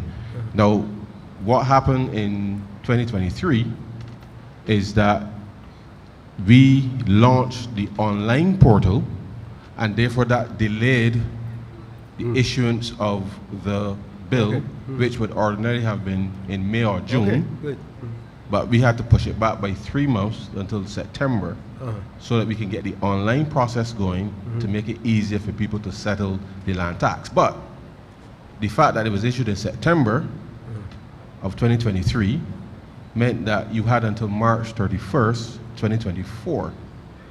The notice that you got this year, you can wait until March 31st next year to settle that, or you can go and pay a piece every month online or according to your circumstances, therefore making it easier for you to be able to settle. Right, but what I'm So it's not in any, you can't look at when the notice came out in September last year and this year and say that is within a 8-month Fine. period Okay. in relation to when it is due. Okay? Now, what I wanted to know, you all have this customer service for BRA, but there's only one office in Bridgetown, and the next one is in Holetown. In this heavily populated area, including St. Philip and Christchurch. I can help you with that. We took the decision on Friday that BRA has to have customer service reps outside of Bridge Street and outside of Holetown. Good. Because it came to our attention that they only had customer service reps in those 2 locations. So that was dealt with on Friday, and Ryan, you weren't there, but we gave the instructions to the BRA reps. I forgot her name, Carolyn. Thing, to be able to ensure that they split up the customer service reps. Well, thank you, Okay? because I had to go down to Holetown last week. Yeah. Because So we couldn't get in. it came to our attention on Friday for the first time, and we took the decision one time. Okay. Because it makes no sense, it's unfair to the other offices that are open. Good. Thank you very much. Thank you, Mr. Ladies and Seeley. gentlemen. Have a good night. You too. And continue to be the informal ombudsman. Who's next?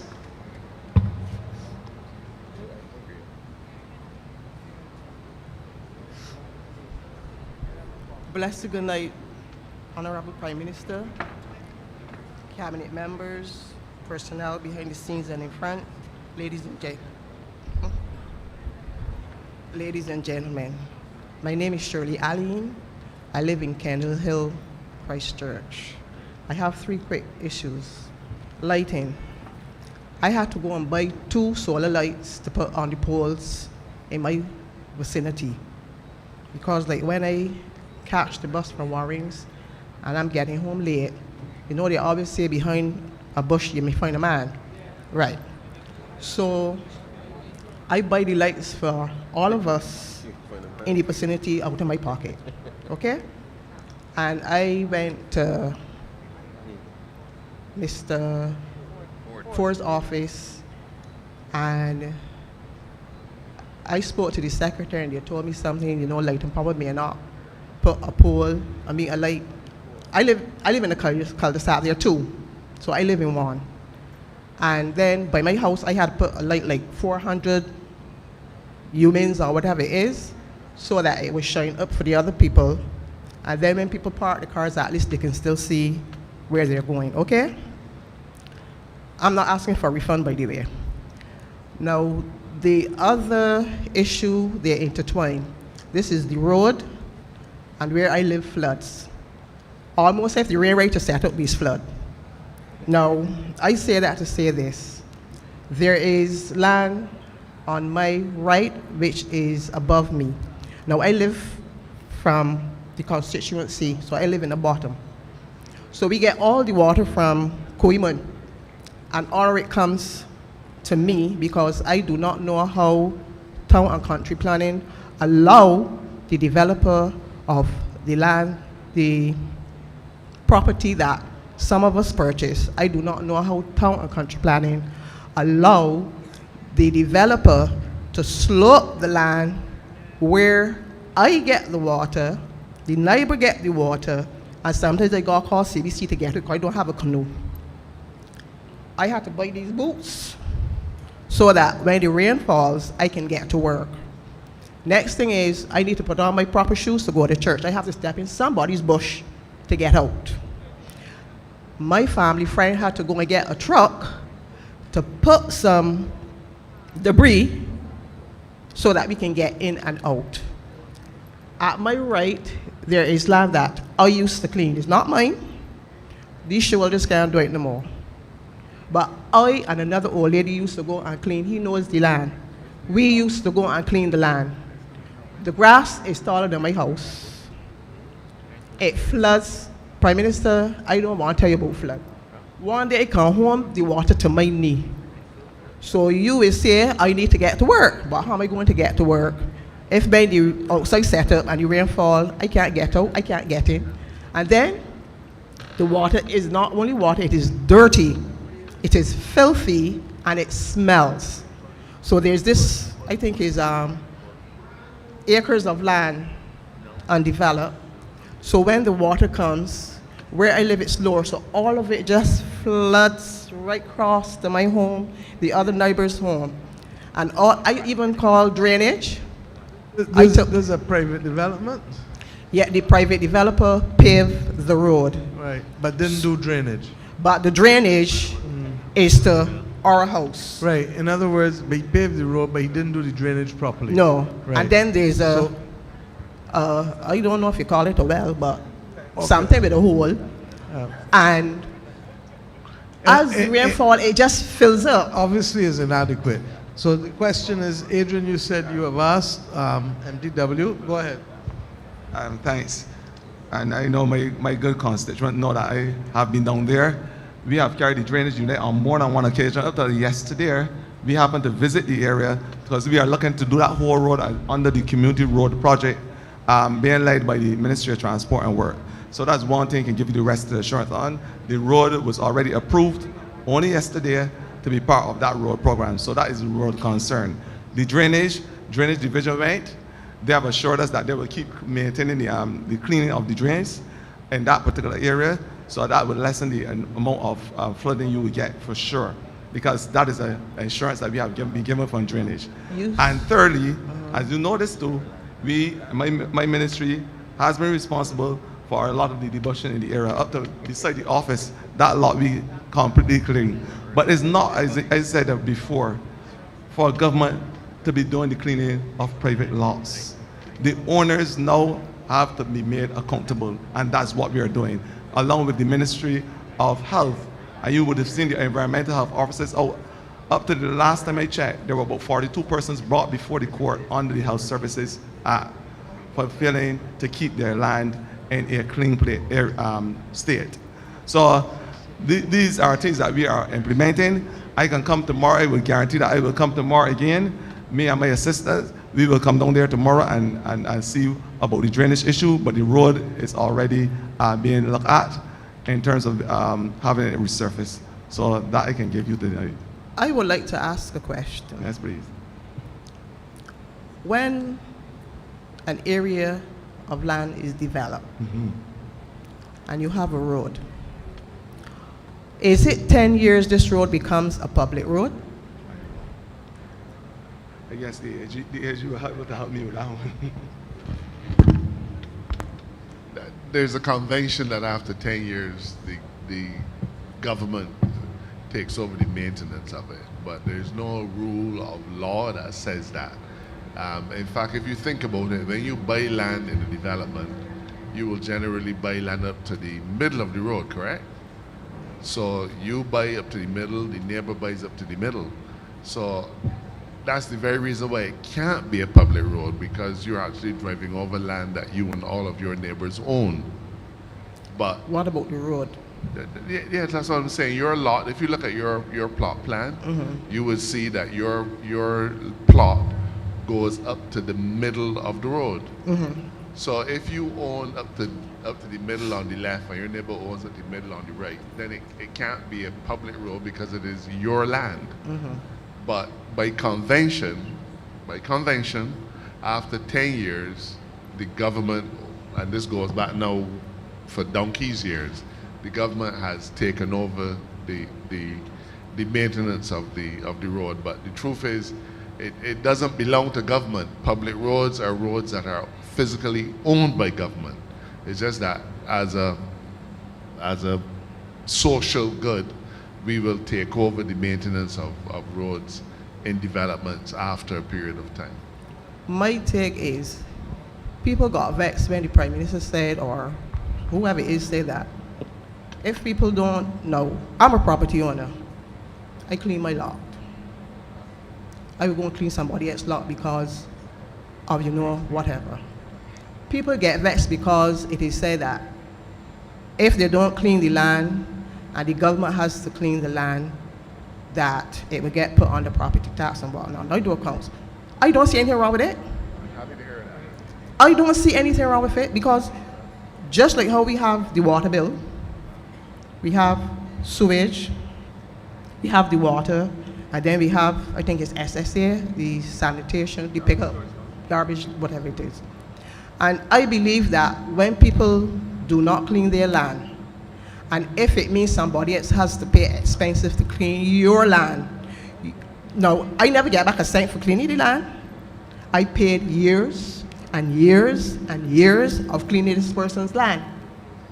I haven't asked for a cent because it was in my best interest, right? So if it means that the government or somebody else has to clean the land, I see nothing wrong with putting it, because when you have the land tax, it did not say it is land tax payment. It comes as a different payment, and honestly, I don't see anything wrong at all. Next thing is, Mr. Ford, when you tell me that the government is going to come and clean the drains, we ain't got no drains.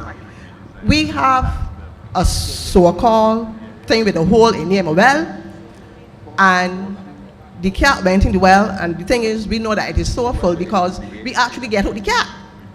They put a sheet. We hear the cat crying, the neighbors.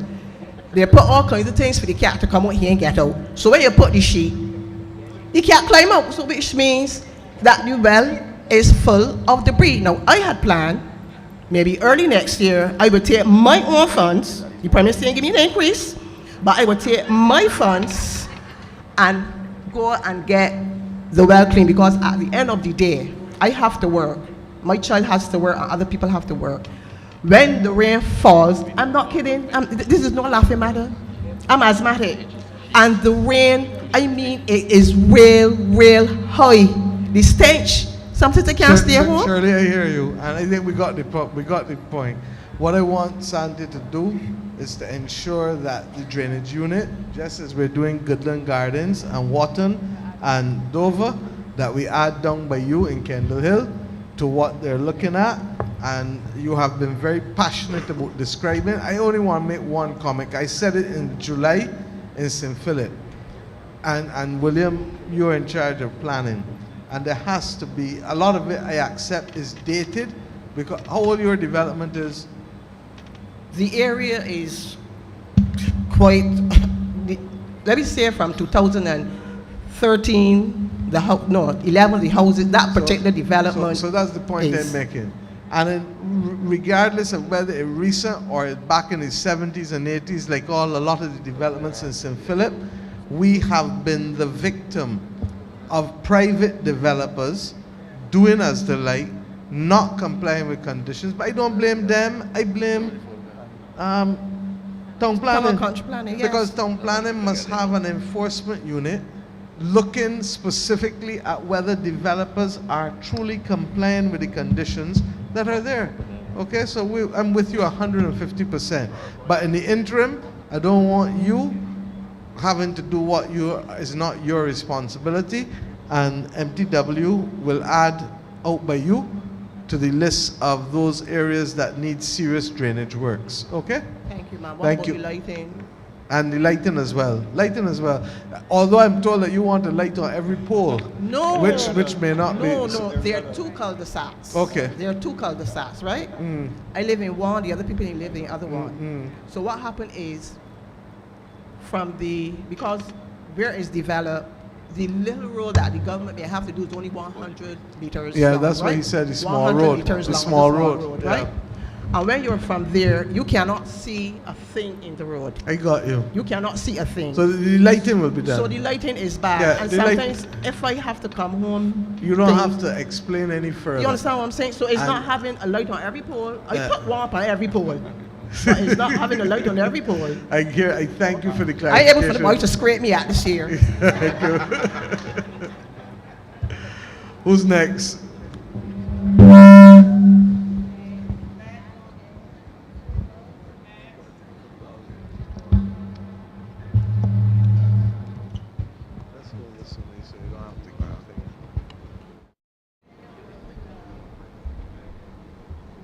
Pleasant night. Pleasant night to each and everyone. I wanted to ask the AG, what do you do with the bad apple? Name and address. My name is Colin Roach, Kingston. I wanted to ask the AG what you do with the bad apple, but he's not here. Prime Minister, you said there are some reasonable expectations. You said that we cannot have unreasonable expectations. And you also said that there needs to be a change in the behavior in this country. I have a private instrument. It's a power of attorney for temporary custody, care, and control of a minor. You listening? I would, because if it's a personal matter, It's Roy, not a personal matter. So Let what's me explain to it's you. a power of attorney for who? Let me explain. It's not a personal matter. No problem, but I can give you the chance. But if it's personal, it's not then personal. we know the rules. No, it's not personal. The issue that I'm having is that according to the notary publics, there are a number of officers that can notarize documents. And the Supreme Court registrar is one. So this instrument needs signing by a notary public. But the Supreme Court registrar doesn't want to do it. The deputy doesn't want to do it. And the reason that they don't want to do it is because a child is involved. I'm trying to understand from a meeting that I had with Member of Parliament Abrams and the acting Chief Immigration Officer at the time, Ms. Margaret Innes. If there is no law preventing such, why is it that the Supreme Court registrar and the deputies are refusing to sign the instrument? I asked a law firm, I asked individual attorneys, I asked the registrar herself, I asked Member of Parliament Abrams himself if there's any law preventing such. They said no. But Mr. Roach, you got us at a disadvantage. Explain. Because when you present one set of facts without the other side being here to give their side, I can't answer you. And that Member of Parliament the Member of Parliament is not a party to the action. But as minister, I had to come to him. Right, We had a meeting. But that's not the issue. What is the issue? The issue is that if you are saying that the Supreme Court registrar and the deputy are refusing to sign something, I'm saying to you that the way for us to deal with it is let us know, let us call a meeting with them and you, and let us see what is the potential resolution. If there is no resolution possible that way, we'll tell you. But what I can't do, and I need you to appreciate it, is that AG is the registrar here. I can't tell you where the registrar refused to sign it. And Wilfred, you may know some things, but I still insist that in the absence of the registrar and the deputy, you didn't come here to say that the Notaries Public Act needs to be changed to do X, Y, Z.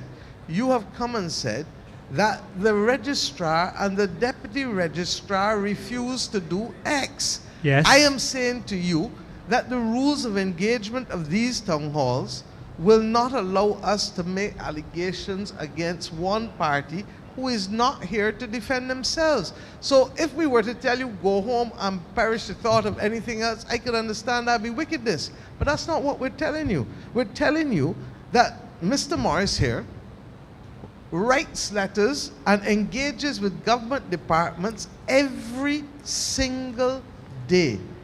If there is an issue, then I can't deal with it in their absence because we don't have the facts. So you have to be patient. What you just have said. to be patient and allow us therefore to call them to the table and ask them what is the issue. I know that Dale, we passed the new Notaries Public Act earlier this year, didn't we? So I don't know what the issue is there. Madam Prime Minister, I would like you not to drown me out. I'm not and drowning you listen out. And hear me out. I had a listen to conversation. you. I had Hold that, on, I had that conversation with Mr. Morris. Hold on, but I'm saying to you that what is not, you think that my protecting the natural justice rights of individuals is drowning you out. If you think so, I regret that you think No, so. I'm saying that you're not letting me continue what I'm saying. Because I'm trying to lay down some parameters. Because But I understand that. Hold on, just let me be clear, because this goes out live. This goes out live. Yes. You understand? Yes. And the bottom line is that it is not fair to persons if you're going to go down that line to make those allegations without the people having the right to be heard. Did you not just say, Madam Prime Minister, to contact Mr. Roy Morris? Did you not say that? To you, that with all due respect, sir, Mr. Morris is there. Yes, he is. You and I don't need a mic for you to speak to Mr. Morris. But hold on a second. I'm saying to you that if you're going to go any further in this conversation, you have already put the character and actions of the registrar and the deputy registrar at issue. So that in order for me to make sure that there is no falling off of the guardrails, no defamatory statements, no unfair prejudicial statements, I'm saying, look, come and tell us. Roy will tell the AG, he will tell me. But what I don't want, because you have already Madam Prime Minister, you're not listening. I told you that I filed a complaint to the office and Mr. Morris called me on it. So what you're asking me to do now, we did already. And I'm saying to you that if you did, he has not kicked it up to me or the AG. That's 1 year ago. But it may still not be kicked up to us with all due respect. So the 4-year-old child stays in limbo. It's 1 year, Madam Prime Minister. Come on. With all due respect, sir, I don't know whether this was a 4-year-old child, this was an adult, I don't know what it is. I am saying to you that the purpose for your right of audience here is not to make an allegation which I cannot defend or I cannot moderate or I cannot in any way think. And with all due respect, I am saying to you now that come to Mr. Morris, or if you want, come and write me directly then, and I will have somebody else deal with it. I will come to Mr. With all due Morris. respect, I will come to Ms. Morris and the second therefore, time. let us second, third, fourth, or fifth, it does not change. I am saying to you that the registrar and the deputy registrar's character and actions and persona have already been put at the center by you. So that in the absence of them coming and telling us now their side, we run the risk of either having a prejudicial statement, a defamatory statement, or a statement that may well be fine. I had a meeting and the Hold Member on. of Parliament, I am telling you that Abrams, you is there to represent I the am cause. saying to you that you can do As a result of that actual problem. What's his name, sir? What's his name? Roach. Mr. Roach, I'm telling you, with all due respect now. So even though I Come, did Mr. what you're saying that I'm supposed to do, I Mr. still can't get a hearing? Even though I did what you said? Member of Parliament Strawn, the acting chief immigration officer, everybody was there at the Mr. office. Roach, clearly what you did not resolve the issue. I am saying to you, come off of the mic and let us deal with the issue for you. But I cannot continue to take the chance that you're having put people's character and position on the line that we can continue to, I don't know where you're going with it. And I'm not going to let you do it on the mic. So I'm saying, come, sir, to the back and let us deal with it. Thank you. Who's next, please?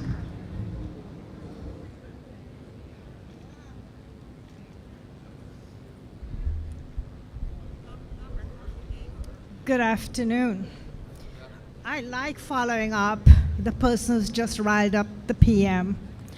So I would like to say that I'm very proud to be in a country where the government engages with the people. So thank you. And I hope I haven't lost my train of thought. What's your name, ma'am? Oh, I'm sorry. I'm Dr. Dawn Guy-Prasad. Most people call me Dr. Dawn. I live in Enterprise. Why am I here? So I noticed in our documents and our history, we were famous, world famous. In the February 2024 budget proposal, in 2007, we were famous because we were the third highest indebted country in the world. In that entire proposal, I didn't see a lot about cancer control. Okay? One of the other reasons we were famous is in the Barbados National Registry Cancer Report of 2022. We noticed that in 2029, deaths of women in Barbados from breast cancer was the highest in the world. So we became famous for that. And that actually was very disturbing to me because I belong to a group of women at Cancer Support Services, and I hear the experiences of women dying of breast cancer and being diagnosed as early as the age of 26. And yet, I don't see that we are doing anything about the situation of breast cancer in Barbados. So I know I can speak about cancer in general, but I'm specifically talking about breast cancer because it is a situation. Our ASMR was the highest in the world in 2018 through 2021. That is the data that was reported in the Barbados National Registry. So I want to ask Madam PM, I need you to help teach us how we can live without dying. Death from breast cancer is completely preventable when diagnosed early. And I would like to ask you, and I don't know if it's appropriate or not, but I'm here asking, I think that you can talk to the people of Barbados and the women of Barbados and ask them to get screened as early, ages 35 to 69, because I know that people in Barbados respect you and listen to you.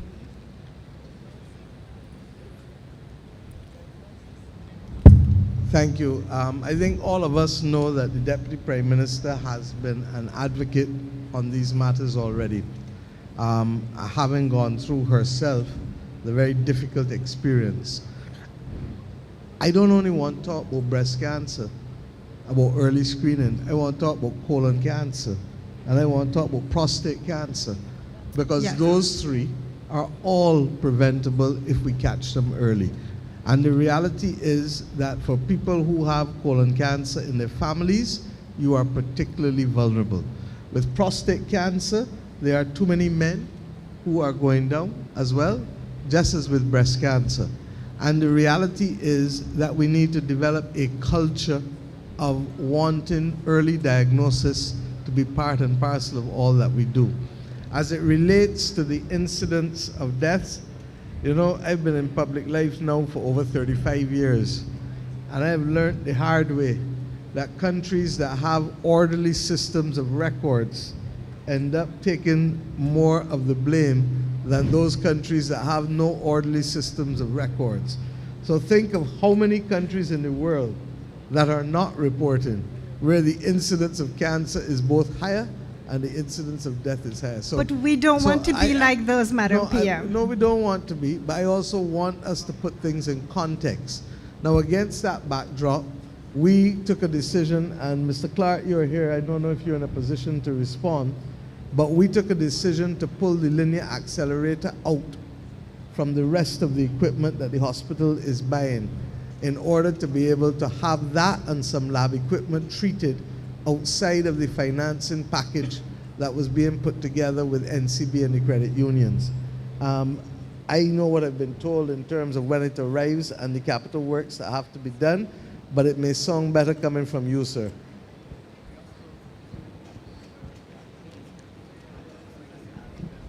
Hello? Is one working? You hear me?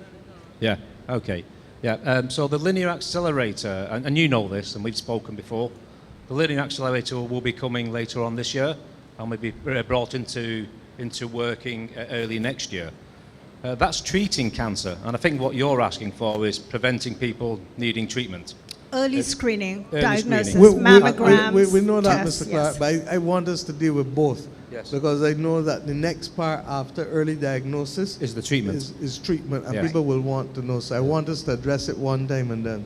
And to be really clear, the system that we're getting, the linear accelerator that we're getting, is state-of-the-art system. And this will be, you know, a real change for those who've had cancer treatment, that it can actually identify and tackle those cancer tumours much easier and much faster than what we've currently got in the cobalt machine. So the receipt of the linear accelerator, say coming later this year, civil works to be done, installed, and then treatment starting early next year will be a really good start for that. In addition, Prime Minister, we have got in the CapEx mammography machines coming and additional cancer equipment coming in the CapEx funding as well. That will expand the screening. That will expand the screening at the Queen Elizabeth Hospital. We need to work closely with the Ministry of Health and Wellness to ensure that we're screening at the polyclinics and at the private clinics, so we can get screening at the place that's most convenient to the patient. Because we need to get as many people as possible to be screened. As we all know, it's much cheaper to prevent or to treat early diagnosis than to treat much later down the stream. So we do need to work closely between the Ministry of Health and Wellness and the Queen Elizabeth Hospital to ensure that screening is available in as many places as possible. Okay. Okay, there's some other things that we can brief you on that we're also doing, but I'm not going to speak about at length now, because we're trying to raise the funding to be able to do a number of trials for pharmaceuticals that we believe can be helpful, but also exceedingly affordable as compared to the other traditional treatments. Okay, so I want to stay at the step one, which is screening. So, since we know we have the treatment plan coming, would you be amenable to supporting free mammograms for uninsured women in Barbados? uninsured women who have to go to the 4 screening places and pay for mammograms. And I have the costs here on this information sheet. Okay. The AG is showing me other stuff that has come from the ministry, because the ministry, in fact, is expanding screening for the other areas too. The colonic screening processes, initially at 2 polyclinics, with plans to expand later. You heard that the lawyers are working on the capital package, the capital injection necessary for the hospital, that we've agreed on already, and that will have the additional mammography machines. In addition to that, cervical cancer screening and mammography were both terminated as services at the hospital in 2008, and that is why we are trying to bring them back in. We would have hoped to have done it sooner, but COVID displaced a lot of the plans that we could otherwise have put in place. So all of that screening that you're asking for will take place again in a way that it has not taken place for the last 15 or so years. And I know you understand, Madam PM, that in the meantime, women are dying from breast cancer. I know you understand that. So I will be back here to have a chat in the future. I don't think that you would think otherwise, that I understand that. So I'm asking myself why you are saying it.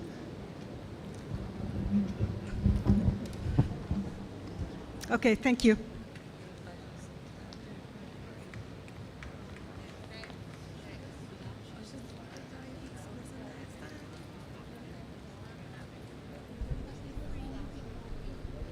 Good evening, everybody.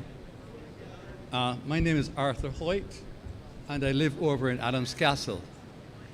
This is Mr. Strawn's constituency. I came here tonight with 3 issues.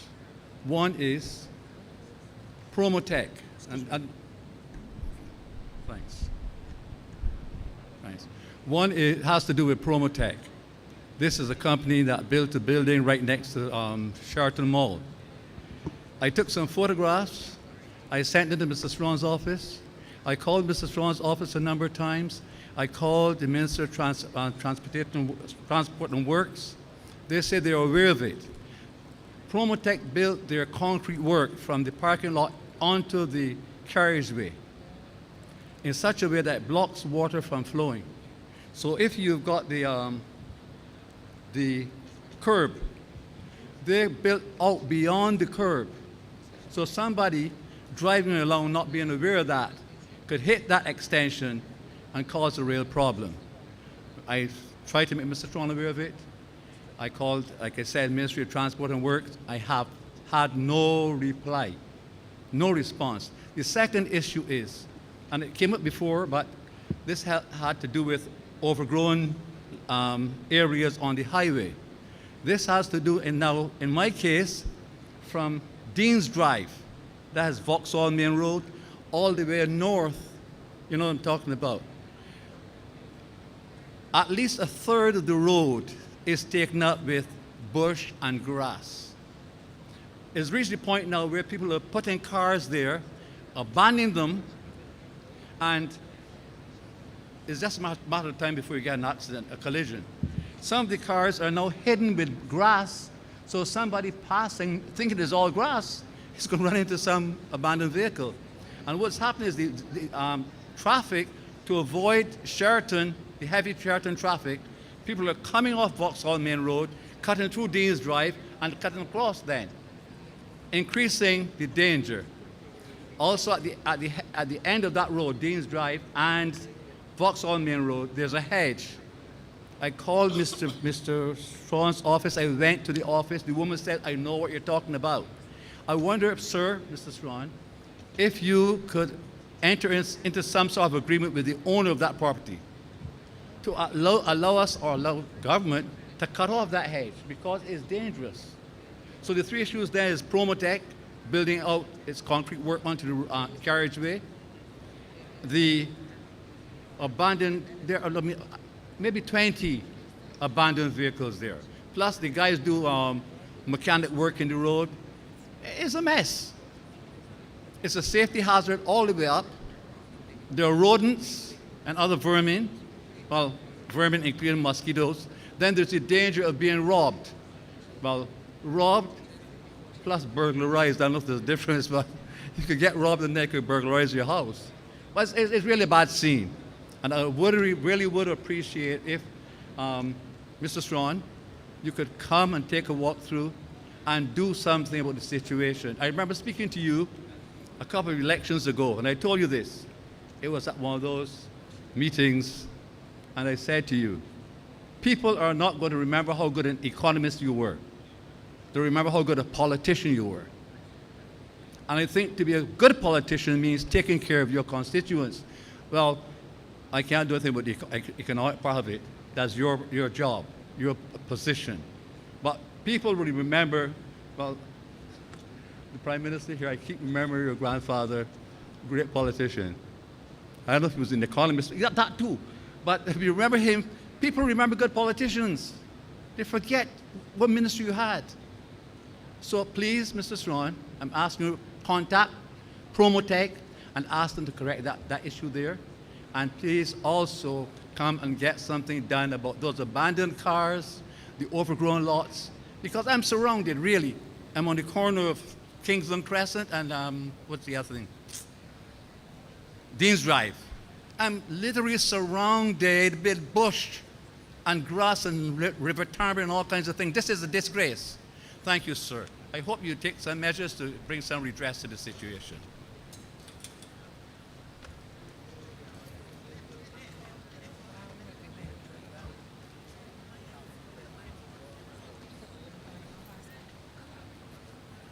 Yes, sir.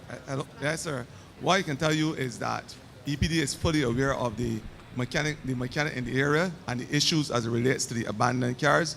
They have moved a number of the cars. They are working with the mechanic, and I will ensure that over the next week or so, by weekend, I have EPD in the area, and we will have a report so I can let Minister Strawn know that we can get some action for you. In terms of the overgrown lot, again, the environmental health officers went to the area. I'm very aware of it, to seek the owners, and this will go back to the conversation we had earlier, so that those owners, because as much as we will take the responsibility now, because it's a health threat, it's a security threat, and we recognize that as a government, we will also ensure that the owners of this property take responsibility and the legislation is there. Just one follow-up, sir. There's one other point too, Mr. Hoyt. Yes, you said that the hedge was where? Maxwell and where? It's on the corner of Dean's Drive and Vauxhall Main Road. Dean's on Drive the and right, Vauxhall. right. There's the hedge. The hedge. If you could just I heard cut you the say hedge. Maxwell, so that's what had me confused. I said Maxwell? Vauxhall Main Road. Okay. Are you going to talk to Promotech too? Mr. Strawn then? I didn't hear you.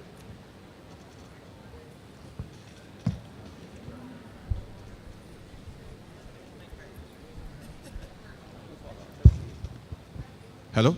Sorry. So obviously the issue that you've raised, I am assuming that Promotech would have built according to the approved plans according to MTW and town planning. So all I can say is that MTW would have to check. I talked to MTW and they agreed that it was not right because it impedes the flow of water. So one day, I may continue here, sir. Sure. One day I actually went into the Promotech building. A man came out and I asked him what. I talked to him. He said that the architect is responsible. I said, but you own the building, right? Yes. But it has to be cut off. We had a problem over at, remember that situation? This is not quite as bad. On the highway going toward the airport. Coverley. And only after there was an incident did somebody take steps to redress the situation. And this is not as pronounced, but it is dangerous. And I'd appreciate somebody speaking to Promotech and having that taken care of. Okay. Thank you. Mr. Hoyt, thank you for raising it with us, and I give you the assurance that it will be investigated. If it is an encroachment into the road, then MTW needs to take the appropriate action, because in any event, AG, part of the land goes into the road reserve, as you just pointed out to others. So there's really no reason why it can't be dealt with.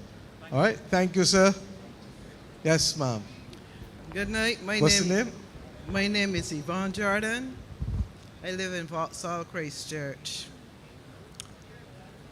I have been begging for a street light for the longest time. That has not been placed as yet. You have the poll number? I don't know the phone number. All right, get the poll number, Roy, and please sort out and get it from Ms. Jordan tomorrow. I know that we promised thing earlier, Shirley and Kendall Hill, correct? I just want to make sure about the street lights too. So get the poll number and let's deal with it one time with Light and Power. Thank Okay? you. Thank you. you. My next problem is the bus service. We have to wait 2 and 3 hours in the bus terminal for a bus to St. Patrick's, which is definitely not accommodating for people like me. And the third problem that I am having is a house that was supposed to be refurbished or remodeled or repaired for my daughter after the hurricane that hit us. All I know, she is still waiting to enter that house or to be given the house. I don't understand what is going on with it, but what I can tell you is that the house looks as though it is completed, but it looks as though it needs only the electricity or something doing. So we are waiting. Right, so what I want you to do is don't give me her name there, just give William her name so he can check on it, because we don't know if it looks that way. It might be an inspection that they're waiting on, or there may be something still with the contractor. So I don't know, but he can investigate and get it sorted out for you. Thank you Okay? very much. And thank you. On the bus service, Santia, who's going to speak? Please.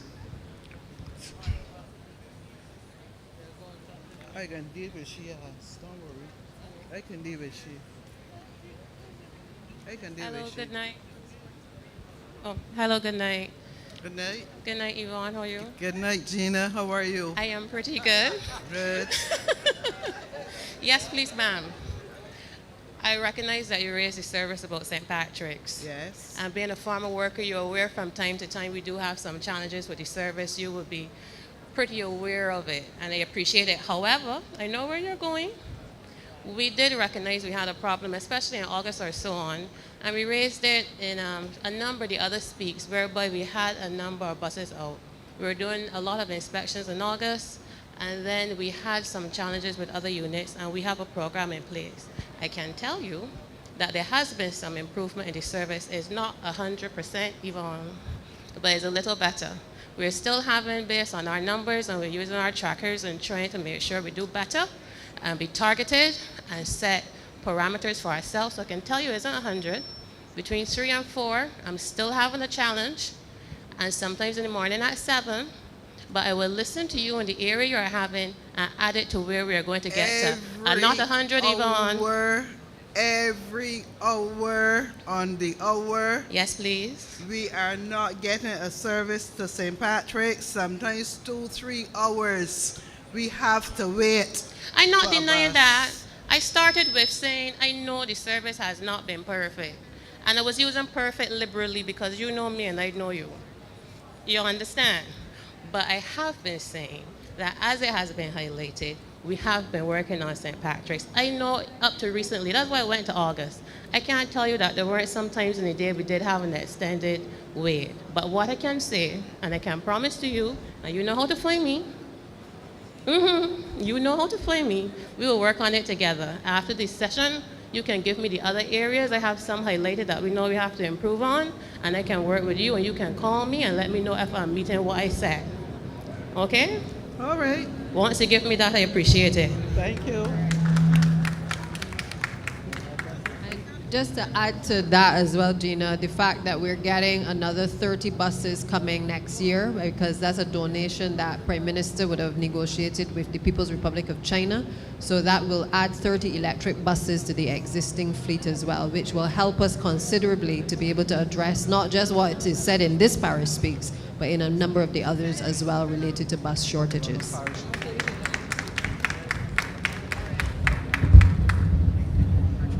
Good evening, everyone. Madam Prime Minister. My name is Sanjay Graham. I live in the Wharton area around the Salvation Army. Yes, thank you. Okay, my name is Sanjay Graham. I live in Wharton Terrace, just around the Salvation Army. But my main concern is like on the main road coming from Water Street. We don't have no bus shelters in the area. And I find a lot of elderly people, there's a semi by those bus shelters, by those bus stops every morning. But the one there by the Salvation Army, they shelter across the road just to get shelter. And sometimes they need crossing the road, and that area is a very busy area. So my concern is mostly about the elderly there by that bus stop. And I think they have one bus shelter just before you get to the Dayton Griffith, and they don't have any by Dayton Griffith School. So my main concern is the bus shelters in the area from the Salvation Army, right? And we have to look out for the elderly. We don't want anything to happen to them. Ain't easy crossing the road and those traffic, because traffic come down there, ain't easy waiting for a bus. So the bus that long from St. Patrick's, from Mangrove. And those elderly people, they stay long hours. Sometimes they want to sit down, it's just cool out. But we have to concern about the elderly in the area. And Mr. Swan, I don't know if you ever drive through the area, if you ever notice the same elderly people that you across from the, sheltering, because there's no bus shelters. Thank you.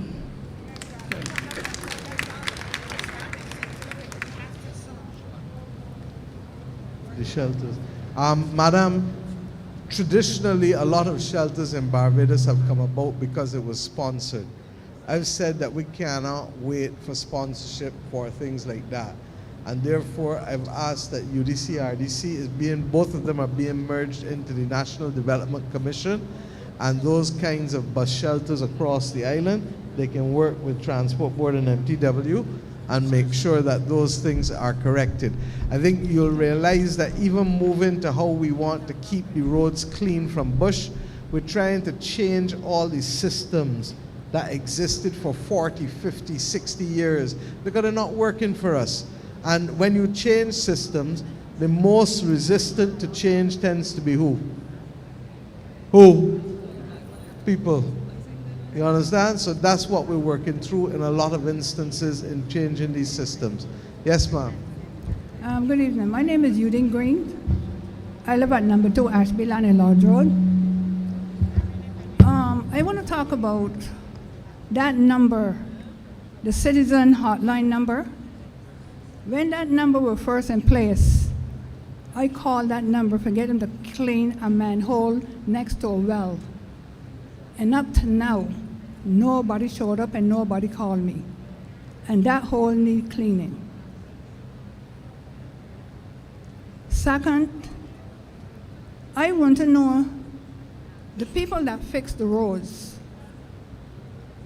how they're going to fix a pothole with a shovel, just a shovel, because that does not work. They put some blacktop in the hole, they take the shovel and hit it twice and they're gone. That doesn't work, because as soon as 2 cars pass, the hole is back there. Number 3, there's a standpipe in Lodge Road. It's at the entrance of Plum Grove. And on the opposite side of the road, you cannot pass there when it rains. The water came down from up by Evelyn and cut off the whole side of the road. Something have to be done because somebody can lose their life. It could be me. And I can't run. I'm 75 years old and I can't run. So something have to be done. I'm not the only person that talk about that, because some person told me they went to Mr. Strong and told him about it.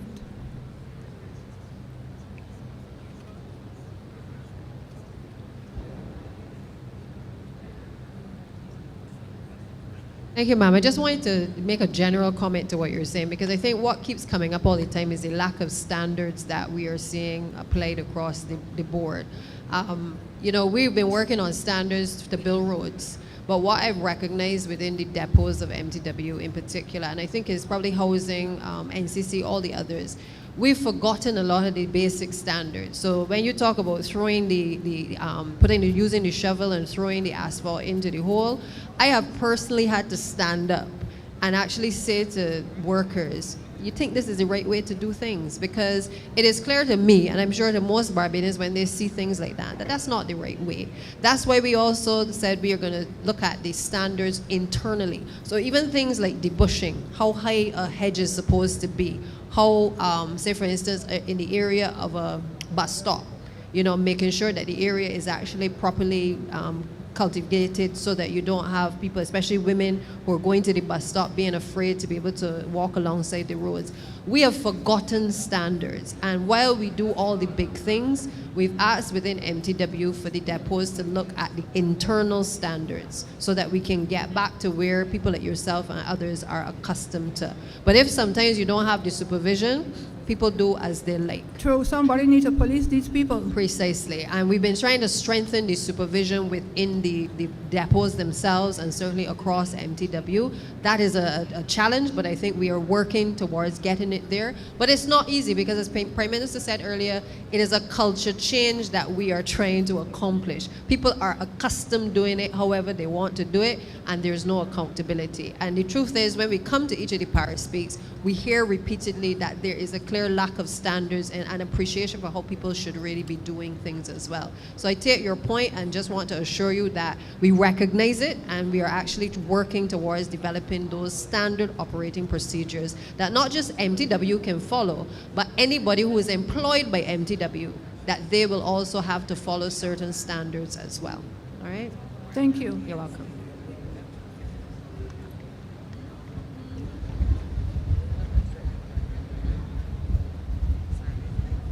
Good night. Good night. Ministers, I was going to start by saying Prime Minister, but Prime Minister has gone for the moment. Ministers and possible future representative, Dr. Monroe Knight. Raising a, sorry? David Fenty from Hythe Gardens, not far from here. Fenty. Really, this is a follow-up to letters and correspondence that has gone out from our community to the ministry, to the Prime Minister's office as well, and to conversations that I've had with Dr. Monroe Knight as the possible future representative of the area, we hope.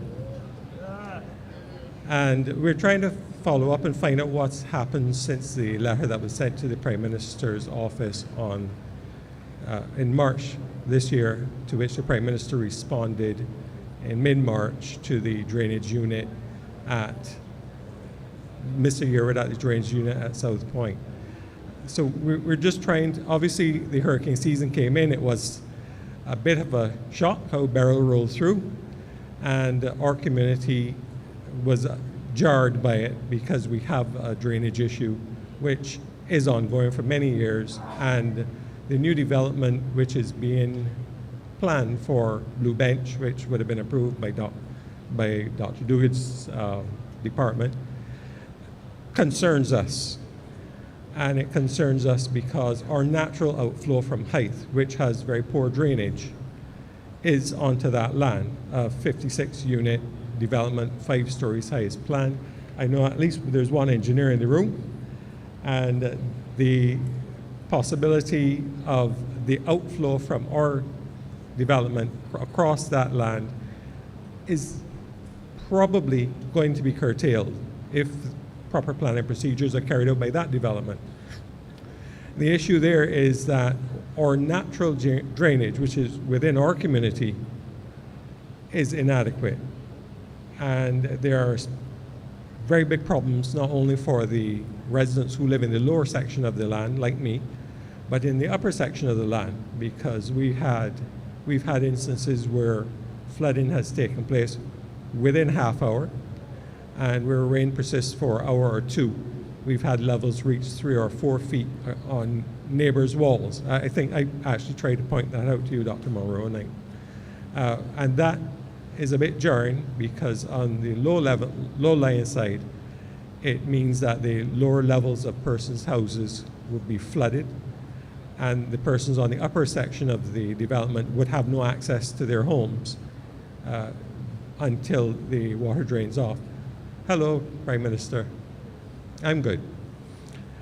And so we're really just looking for a follow-up to this scenario. We've not heard anything from Mr. Yearwood at South Point since the Prime Minister sent her correspondence to Mr. Yearwood last March. And I'm not the Normal Point person. That's Anna Michelle Black, Hashim's sister-in-law, is the Normal Point person. But unfortunately, she's not here tonight, but she's watching online. And I'm here trying to represent our community to try to find out what's happening. That's my first of 2 points.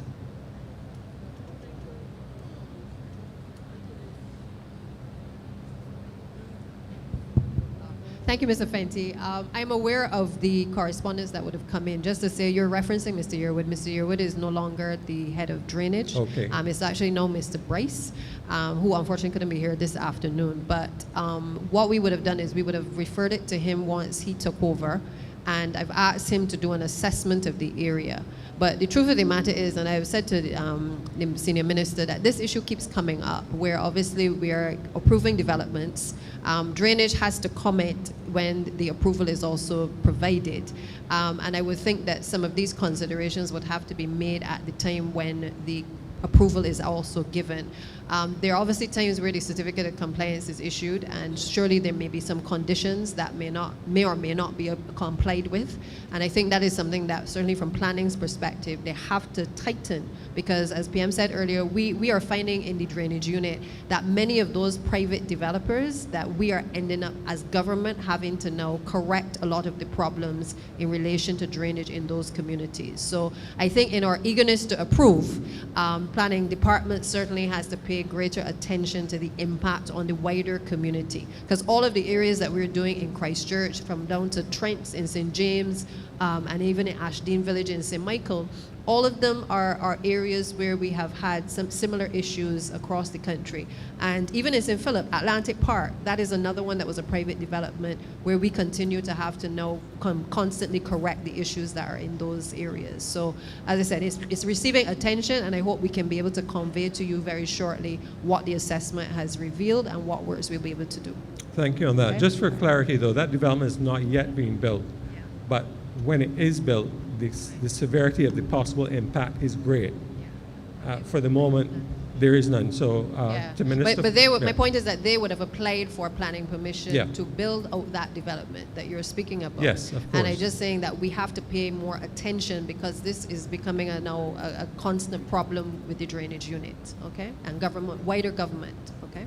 Okay, so that point one of two. And point number two is, I've heard of the proposed legislation with respect to PSVs. You nearly get killed on the road. Anyone in here who drives will sympathize with me, including all those sitting at the high table, probably. I've lost all my hair now, like a couple of the ministers up front. I'm sure some of that has to do with the fact that PSVs scare the living daylights and all the hair off my head. And we've heard it for so many years. I'm sympathetic to the job you're trying to do, Mr. AG, and trying to walk a fine line and yet protect people's livelihoods and rights. But I feel like I have rights too. And of the PSVs on the road, I know there's always the disclaimer that there are some good ones and there are a few bad apples. From my perspective, driving on the road, there are a lot of bad apples and one or two few good ones, right? So I really would love to hear a conclusion to the PSV saga. I had a nice little statement I would tell folks. Do the 3 strikes rule. After the third one, the only thing you could drive after that is a bicycle or a donkey cart. Or a pan cart. Yeah, pan cart would, I'm not doing that. So I'm very much interested in where this legislation goes and how it impacts persons who usually respond to financial threats more so than anything else. I know of persons who have given up very lucrative jobs because with big companies because they made more off of their PSVs. I know that one person very personally who gave up a big job because they were making more money from their PSVs. So it is a lucrative business. Hit them in the pocket, please. Have them not turn a blind eye to their drivers. I was at the scene of an accident with a cousin one night, and it was a hired car company, and that particular individual also owned minibuses and lamented that the accident was curtailing the passage of their PSVs to make them more money, irrespective of the fact that persons may or may not have been injured. There were no injuries, but that was their main concern. I take a little offense to that. So please, get the legislation started so the PSVs would follow the same rules that the rest of us follow. I thank you for that. Tell me if something's going to happen. I really would love to know. So thank you, Mr. Fenty. And I think just the same way that PM feels about Bush, I feel the same way about the PSVs, and so do all of my cabinet colleagues. We would have approved the regulations in relation to the PSV sector. When we started to do the sensitization, we met with the very first meeting was with the stakeholders, and these are all persons who would have inputted prior to the regulations being approved by cabinet. But we went back to them with a view to being able to say, this is how we're going to roll this out, and we want particularly the associations to have a further input in the final regulations that had been approved by cabinet. When we held that meeting, a few things came out of that meeting, and sometimes we consult so much that it requires us to also reflect and to make some changes as well. And in that meeting, one of the things two things were highlighted that were major in terms of us wanting to make a quick amendment to the regulations.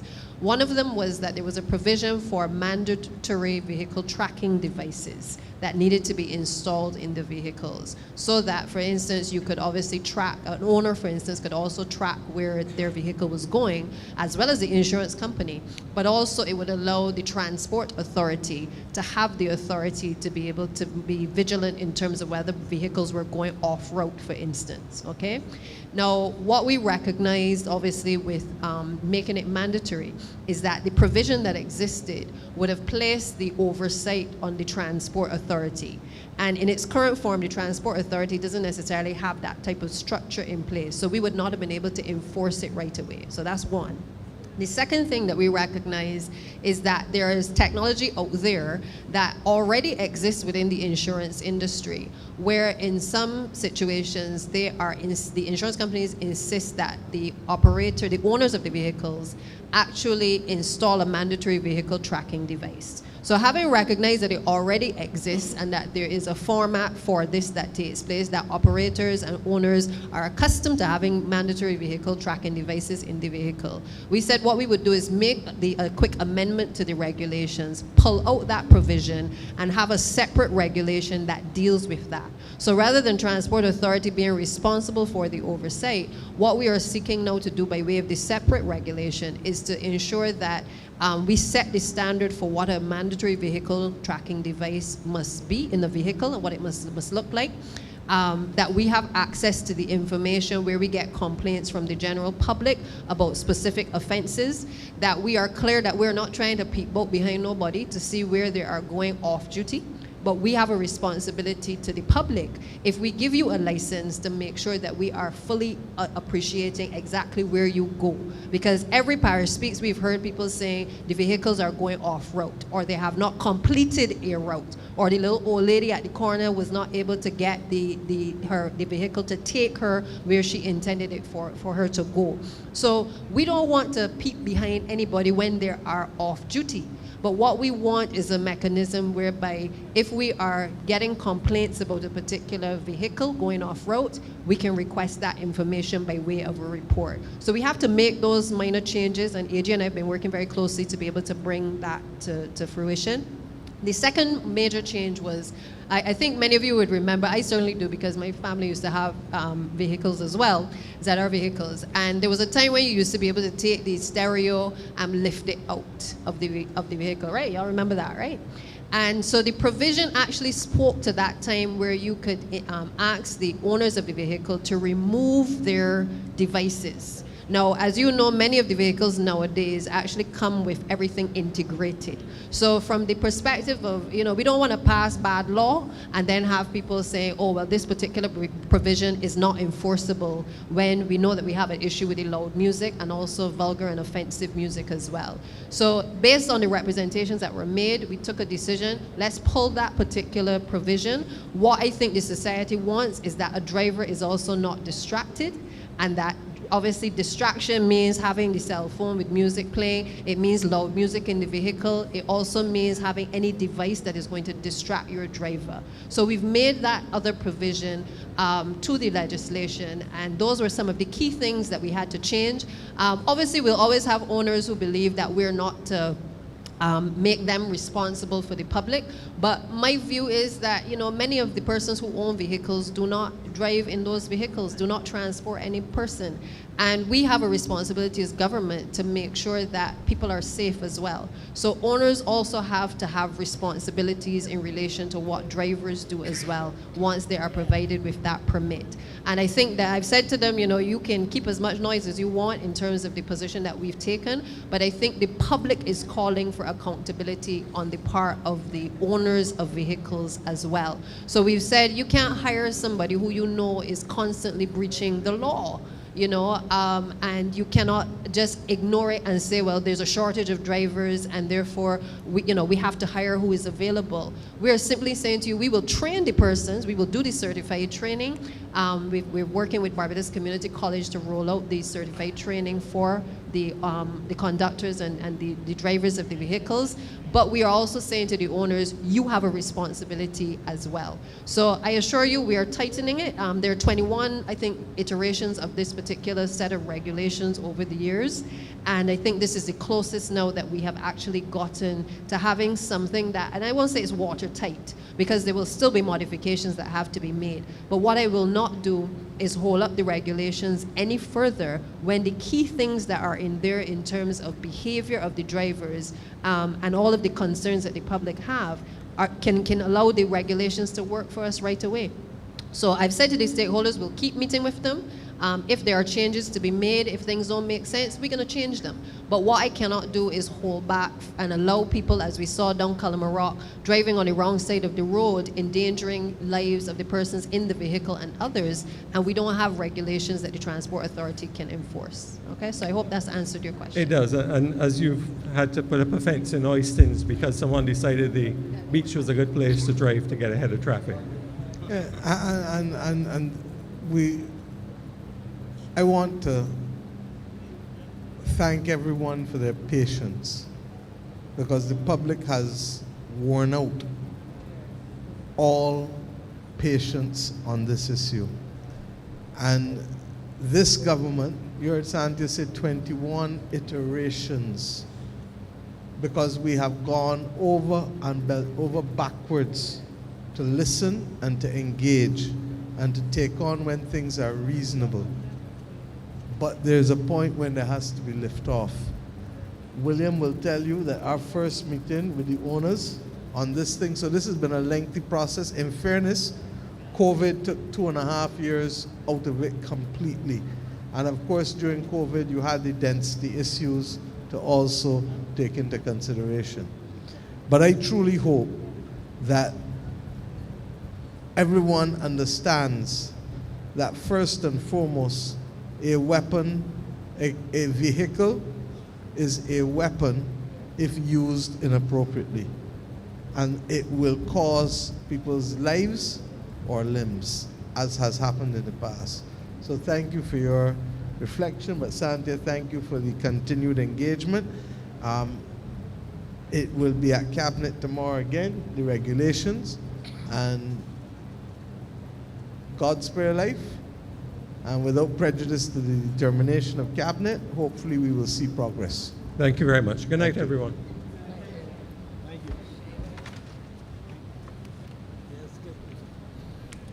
Hello, good night. I am number 16.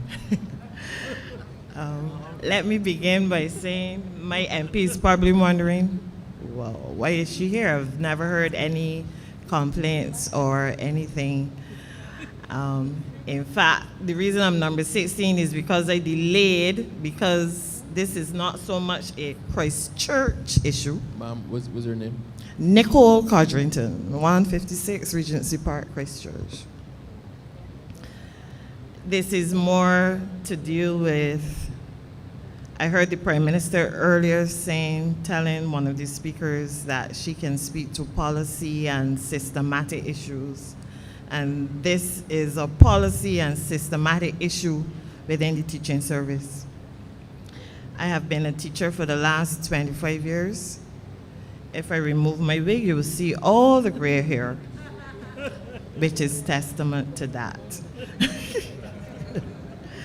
Yes. My issue with is basically some practices that have been happening. Like I said, for the last 25 years or so.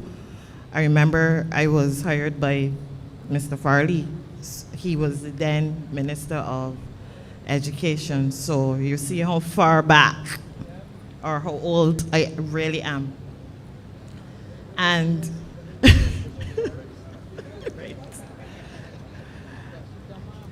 the issue is because of the way teachers are, I don't want to say transferred, but assigned to schools. Let me use a most recent example. During COVID, I would have been reassigned to a new school. So as far as everyone at that school is concerned, I am a new teacher. Therefore, you're treated as a new teacher. Come, right? And that happens to all teachers in the service. And even though we are under the PAD, Public Administration Division, I know every year the name, our ministries change every time the government change. But I think PAD, the Public Administration Division, has all of our documents, have all of our qualifications and so on, but yet every single time is like you are a new person, you are a newbie, so there's no continuity.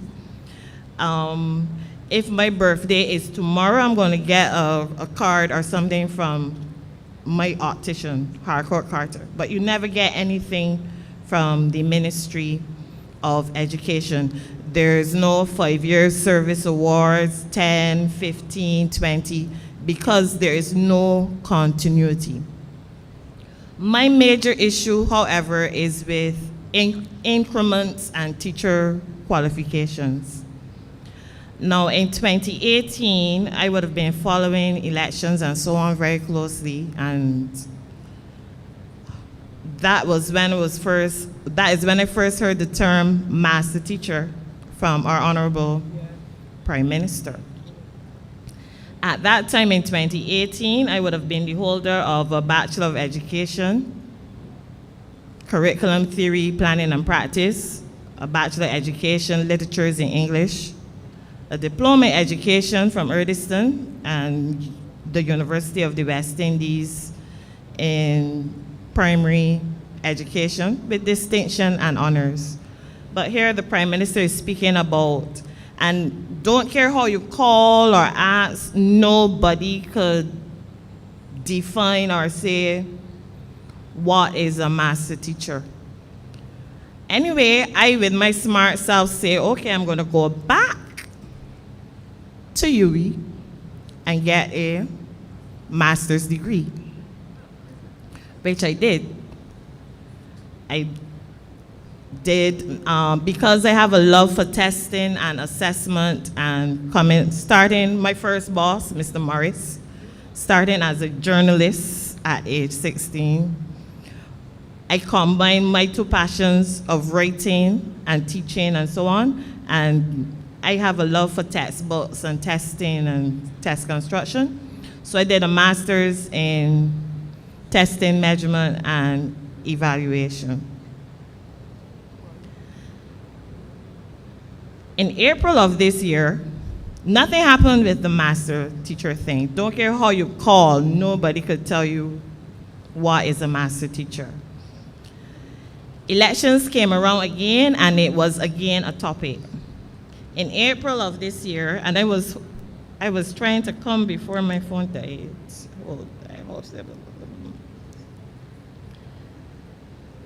It's there. Okay. In April of this year, I had to take off my glasses to see. Yeah. An ad actually came out April 18th, 2024. Details regarding the vacant temporary post of master teacher, primary schools, Ministry of Education, Technological and Vocational Training, reference number 2/73/07. And I was like, oh, finally. Qualifications, a degree and a certificate or diploma or associate degree in education, not less 10 years experience as a teacher. And then it was about a 20-page document that went on to list all the things needed. But then you saw salary scale S9. $79,118.74 fixed. No, that sounds like a really big figure, right? But it isn't. And then, so this salary scale, when I look, I didn't see it before, because teachers would have ended at Z, because I'm at the top of my scale for Z. And then you would have had S8. So here we have now S9, which means it was, and I would have to be corrected if I'm wrong, created for this. But then most salary scales have at least 3, where you start and then based on your performance, you go up and you go up. But here it is, this is saying fixed. Then the Prime Minister would have first spoken about the master teacher. The conversation went along the lines of not losing valuable teachers from the classroom who want to take other posts because they want to be paid better or receive a better salary and so on. So then I found it very strange then that the duties of this master teacher, to me, and this is just my opinion, seems to be that of a diluted or watered down education officer, because the duties that you're being asked to perform are taking you out of the classroom. Try to find it. Hold on. I'm not going to read like the whole thing, but basically it wasn't the vision that the Prime Minister initially said, because you're being taken out of the classroom, and basically to me the duties are repeating what education officers currently do, however without the allowances and without the salary of the education officer. And then at the back of it, you're dealing with teachers, and vacation is 42 days vacation leave. Now, teachers, we all know teachers have, a very hard and difficult, stressful job, and we need our 12 weeks vacation. So here you are asking us to apply for this post of master teacher, but we are being reduced to 42 days vacation. Then you calculate the salary, it is just about, probably about $400 or $500 more a month, which does not even add back up then to a month's salary, number one. Number two, it certainly does not cover all of that vacation time that you're now out of, right? Anyway, myself and a number of teachers, we would have still responded to the application, to the advertisement, and this is now October. Oh. You were waiting patiently? Okay, ma'am. Because I'm not satisfied with a lot of what you have just said, the Minister of Education will tell you that as recent as last week, I said to her, the Teachers Service Commission is going to deal with these things, not the General Services Commission. Because for the very reasons that you pointed out, there are a number of things that without a peculiar knowledge to education, or of education rather, you're not in a position to get this right. Same thing is going to happen with the health sector. They're going to have to tell us how they're dealing with the specialist nurses and the different other things that we're trying to be able to do to put these. You're breaking new ground. The Teachers Service Commission is actually before me now. And what I can share with you, where my head is already, that we're going to appoint it, but it will not become operational in terms of matters until January. That's what I told you last week, right? So that will be put in place. But I've had to do it that way because I'm not satisfied that what was coming was doing the job. So hold tight. The Teacher Service Commission will be established in the next few weeks. In fact, that is being done. We're just looking at the appointment of persons, which will require consultation also with the opposition. But we want them to be operational come January, which is what? When you take out the 2 weeks for Christmas, you're really only talking about 6 weeks, 7 weeks left to do the work that we have to do. Okay? And that then hopefully will bring them in play by the time they do the interviews and everything, that they bring them in play for the next academic year. I can say to you that I've already approved as well the creation of a substantial number of new education officers, because the education officer profile has remained the same for decades in spite of the different needs of the system to be able to allow us to respond more effectively. As it relates to the master teachers, I assume, will also have a responsibility for helping to lift the standard of other teachers within a particular zone or a particular grouping, but all of those are things not for us as politicians to decide, but for the educators to decide. If I could add then one more thing for that commission to consider is, why can't teachers receive increments for their master degrees? Well, this goes back. That would solve the whole issue, really. This goes back to another issue that is currently before us in the last few weeks. That in 1982, I'm told by the Director of Finance that the NUPW made a case for stopping increments from being selective and putting it across the board.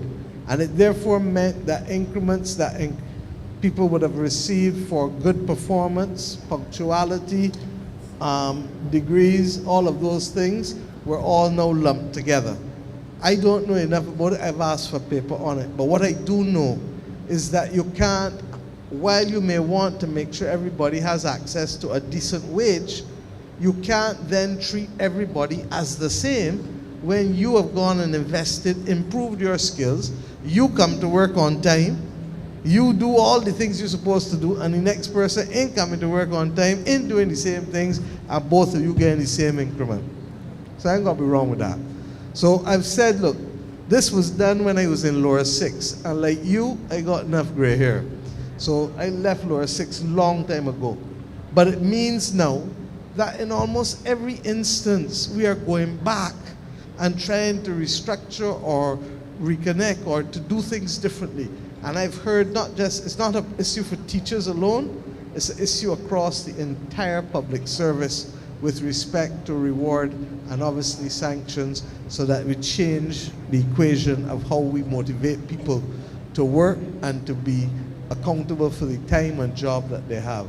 As it relates to the grading, I will only tell you that the entire system now is being subject to a regrading. And in fact, all of the permanent secretaries and all of the ministers met, it was 2 Wednesdays ago, where we went through with the University of the West Indies, who is doing the regrading, those things that we want to measure and reward. And one of the things that we've also said, get some water for the lady, please.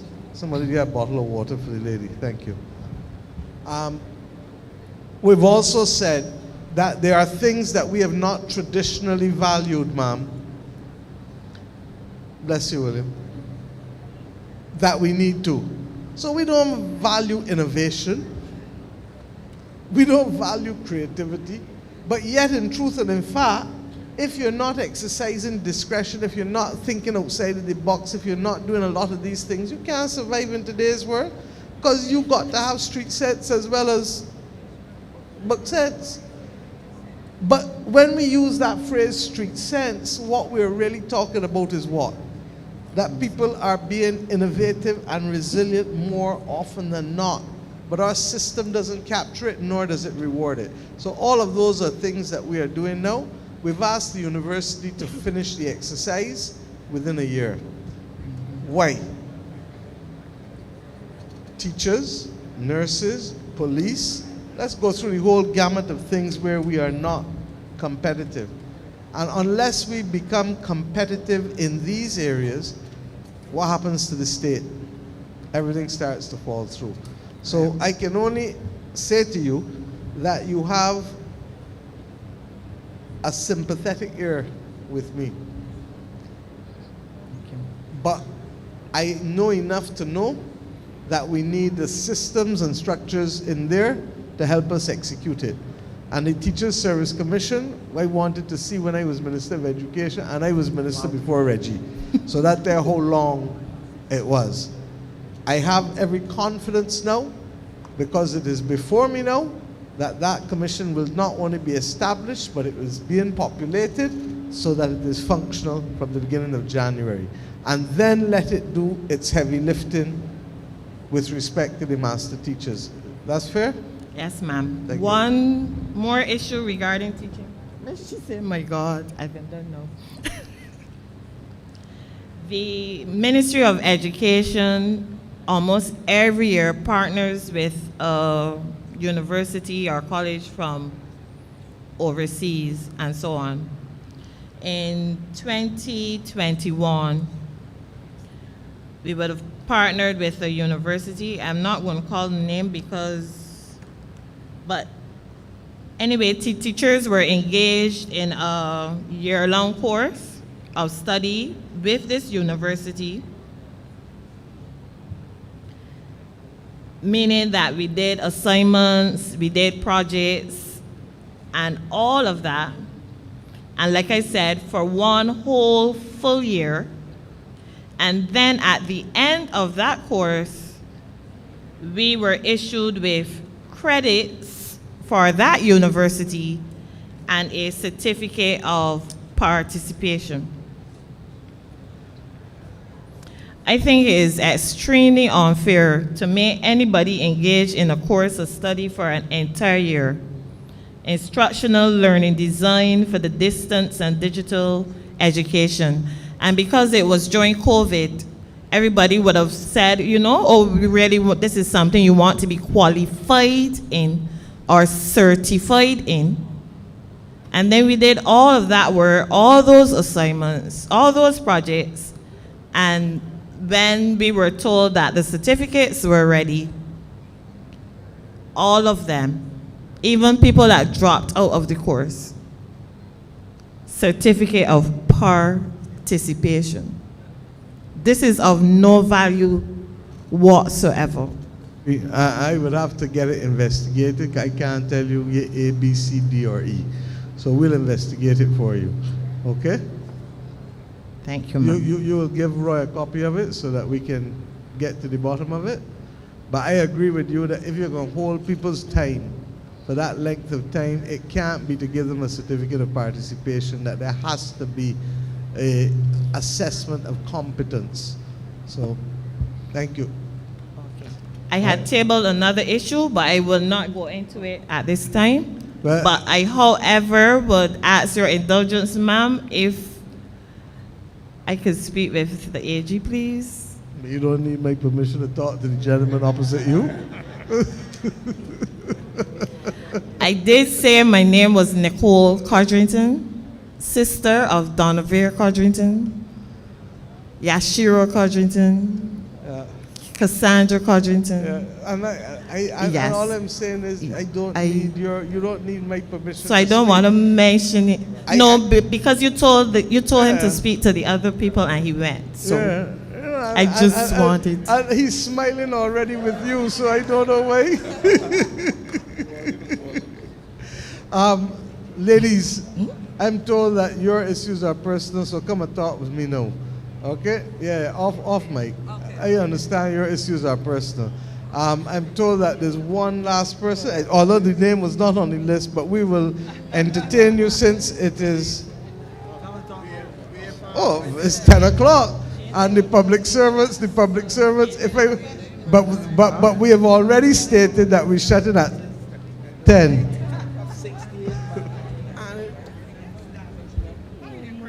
I am not Jeff.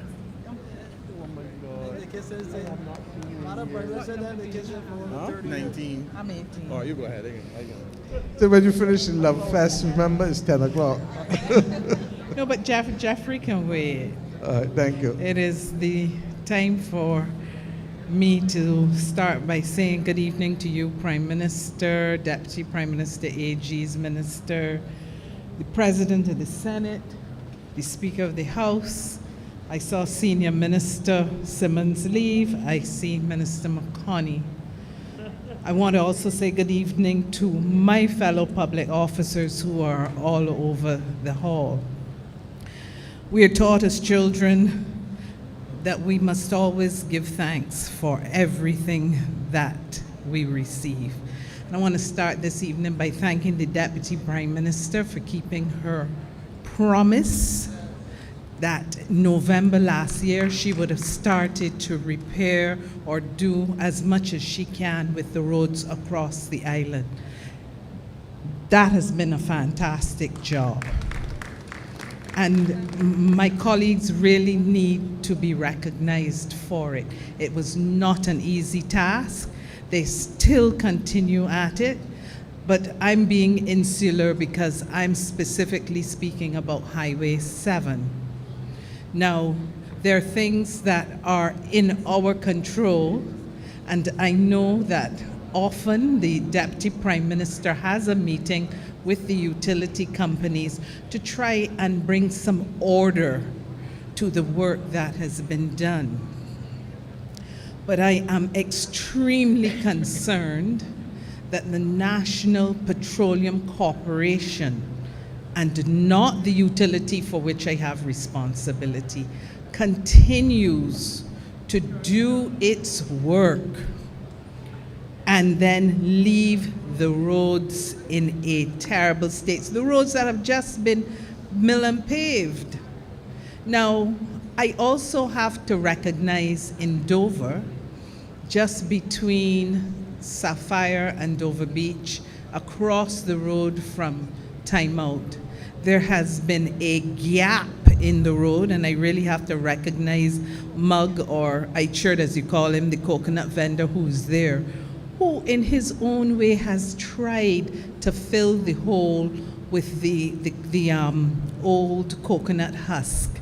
He continues to do it. The hole is getting bigger, it is getting deeper, and no one has sought to come and fill that hole. So you have a lot of cars shunning that hole, driving on to other cars on the other side of the road. It really needs to be addressed. And then wherever you are driving up and down this highway, you have NPC working and they're just not doing what they should in terms of filling the holes that they have left in the road. And it is unacceptable. After we put the pressure on the DPM and her ministry to do this work, and they have responded, now to have the utility companies come and just dig up the roads and really make it impassable in some instances. So we need to address that. I listened to a neighbor in Dover. She had the concerns raised about things that were happening with the Sandals company. She also spoke about the drainage, and you responded in kind about what we're looking to do vis-a-vis drainage in Dover. I'm happy to hear the name of Dover on your lips.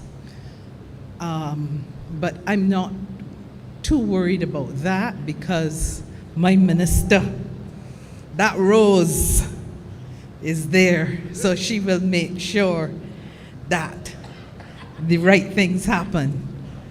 We can do right by you, and you can do right by us. So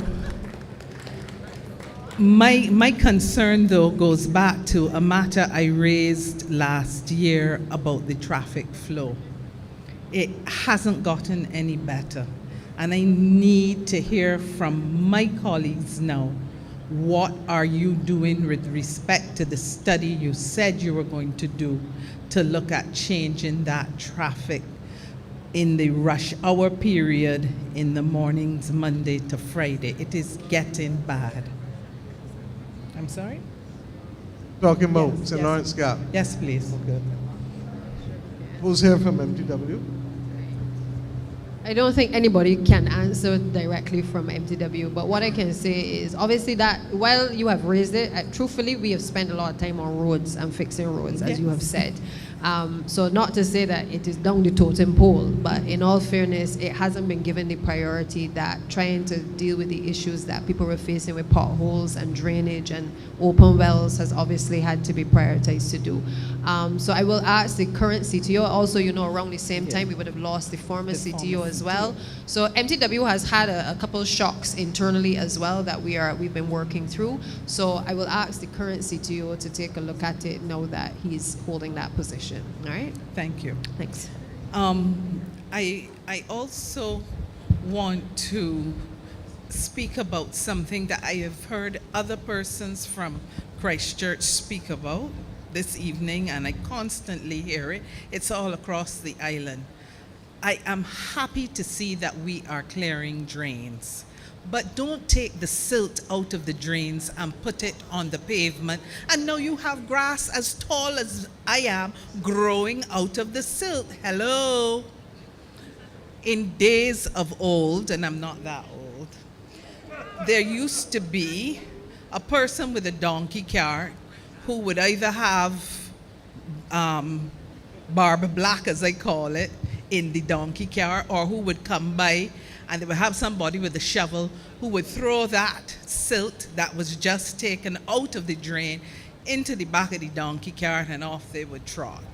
But you cannot, for over 9 months, I have watched this for 9 straight months, have silt on the pavement along my highway. I thought you were going to say 19 years, because it's No. not just the silt, it is the bush.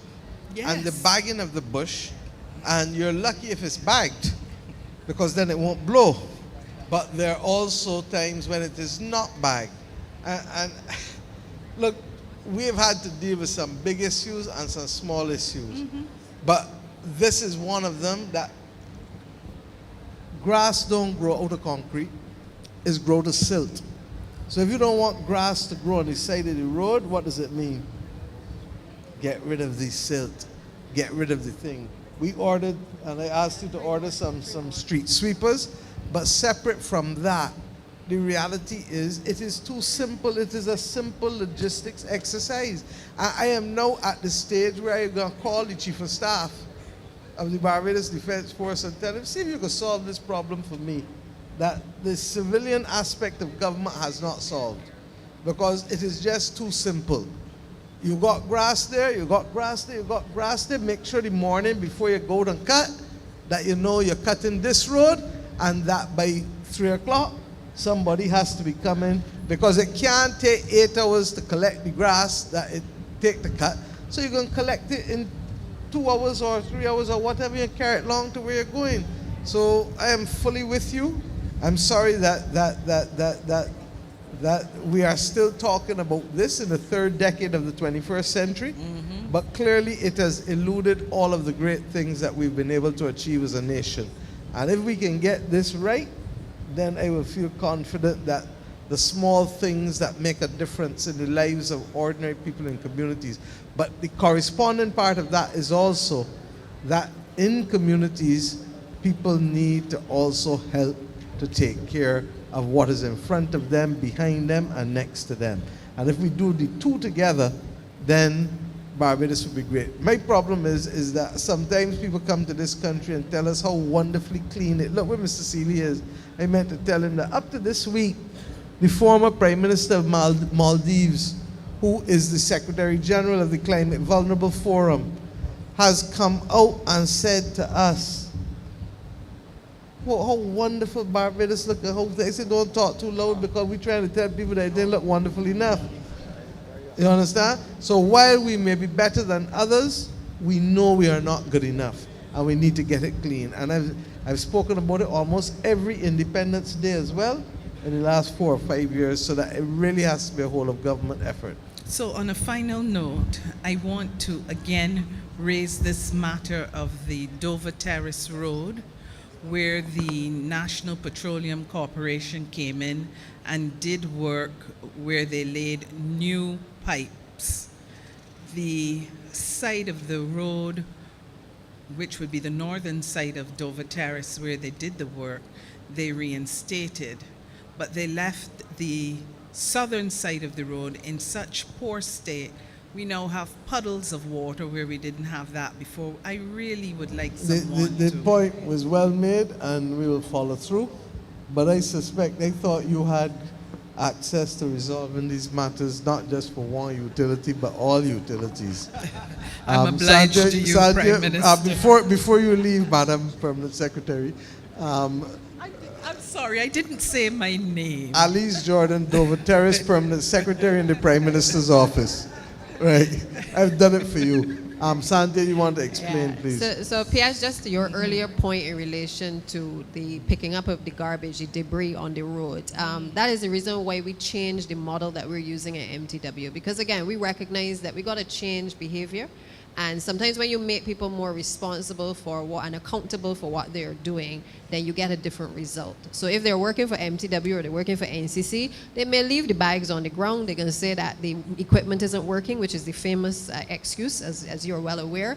But when we actually outsource now and we allow independent contractors to have to be responsible for that, part of them getting paid is also dependent on them being able to remove the debris within that reasonable period on the road. So it throws the responsibility on them rather than us having to keep walking around and telling them the garbage is on the road and it hasn't been collected.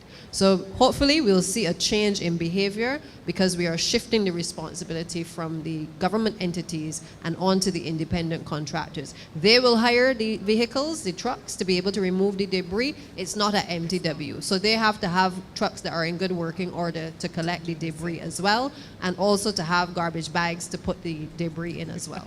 Okay? So that's it. Thank you, DPM. I'm obliged to you.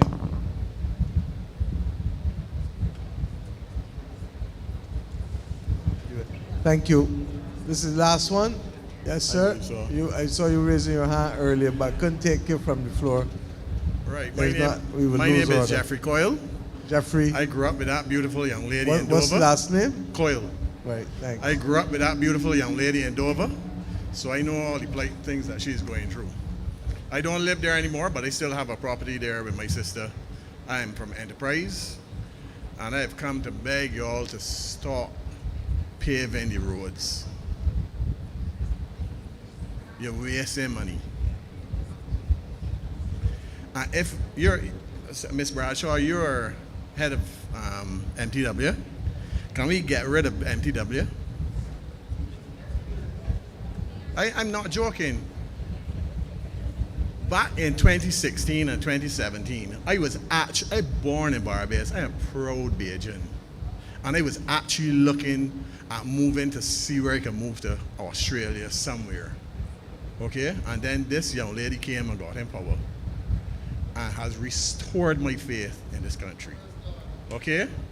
I don't know where we will be without y'all. Her and y'all and her team, I can't tell you. Okay? But we need to do something about wastage in this country.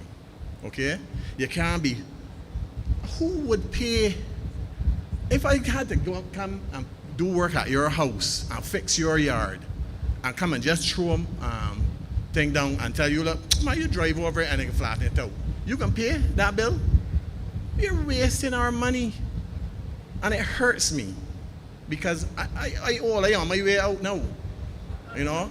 But when we spend $200, $300, $400 million to fix the roads, and in 3 years, I can give you all of something. The little egg about there in Sears Court, that road going up that hill was the first road that I can remember being paved. Go and look at it now. Seriously, go and look at it now. You would not believe that that road is just 3 years old. It's still good. All these sides breaking away. The waterworks bent up there. No, it ain't better than it was because it was good 3 years ago when it was first done. And now it gone back like an old road again. Go and walk on the road and see. All these sides breaking away. They had about 3 or 4 burst pipes up there. And the road, what I'm just saying is, in 10 years... I can see that you are easily distracted. Don't mind the ladies' voices. They may be sweet to the ear, but stay focused. I went to school here, right? And I am trying my best to on good behavior because I learned to curse here fluently. Right? Fluently. And I am trying to, because I heard you saying that, the tape and everything, so I trying my best. My heart here racing. Much to my dismay that I look at here and I see that picture up there and saddens me. Saddens me. To know that that is an old scholar. That picture should be taken down. Nobody should be looking up to that picture. Perhaps the office, but not that particular picture. And I can talk with my friends on the chat and see if we can get that taken down.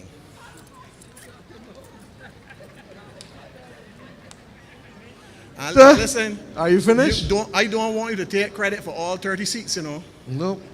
Because that fella up there had a lot to do with it. You make it sport. But I was a proud Bajan and I was looking to leave out here because I couldn't take it. Anyhow, anything else, sir? No. But what I'm saying is, okay? I take your point about the quality of work. In your hardest year, I can't remember what year it was, but it was volcano, eruption, all kind of things, okay? You gave young people a chance, okay, to clean up this country. I have never in my 58 years seen young people work and clean this country like those people. Certainly not MTW. They are paid to do it. I mean, yes, those people were paid to do it as well, okay? But never, ever have I seen young people work. One morning I was going walking and I see a whole bunch of young people walking down to the lighthouse. And I said, we have money down there giving away. He said, well, not really. But we're going to collect our checks and our orders for where we're going to clean. Oh, and I told the fella, wait, y'all is the people that clean out the road. And I grabbed at the man, young fella, so and hugged him. I said, listen, y'all restore my faith back in this country. Huh? And listen, one more thing. I think that the one point more that, thing. just to remember what Sandra said earlier, the project that she is doing now, about to start now, where we are assigning zones to contractors or companies or whatever, so that this is yours. You get paid on the basis of keeping it clean. So I don't care whether you do it in a day, 5 days, 7 days, but whenever the people pass, twice a month or whatever it is, it must be clean. And that is where we're going. So we're shifting the burden to the people whose sole justification for payment depends entirely on this area being clean and beautified. Listen, I believe in Barbadians, and you give them an opportunity to do it right, they will do it. Okay? I worked at Brydens for 20 years. The truck drivers used to do 1 delivery a day. You know what Brydens do? Sold the trucks to them, and the maids started making 3 deliveries a day. Huh? Give the people at MTW incentive to do it properly, and it will be done. And listen, you see that thing that is deco, the gutters? You see what's growing there? That's an opportunity. Some boy should come with a truck and pick up all that, add a little manure to it, and go and sell it. It's an opportunity.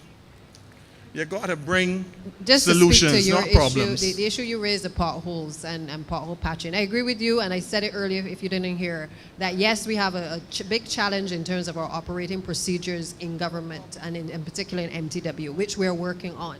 But pothole patching, and I want to make this clear, will always be part of the maintenance program, particularly when we have had so many years where we did not have any road works being done. So when people say we've done all of these roads under, that's how it was viewed. So we've had to come to office, and while everybody wants a road done, we have 30 constituencies that we have to service. Listen, I understand So you all are up against it. But just let me finish. So we have no choice but to do mill and pave, while we are also doing, for instance, the Scotland district, while we're also using the 50 million to be able to do the calf roads, the Prior Park and the Shop Hill and all of those other areas. But equally, we also have to do the pothole patching correctly.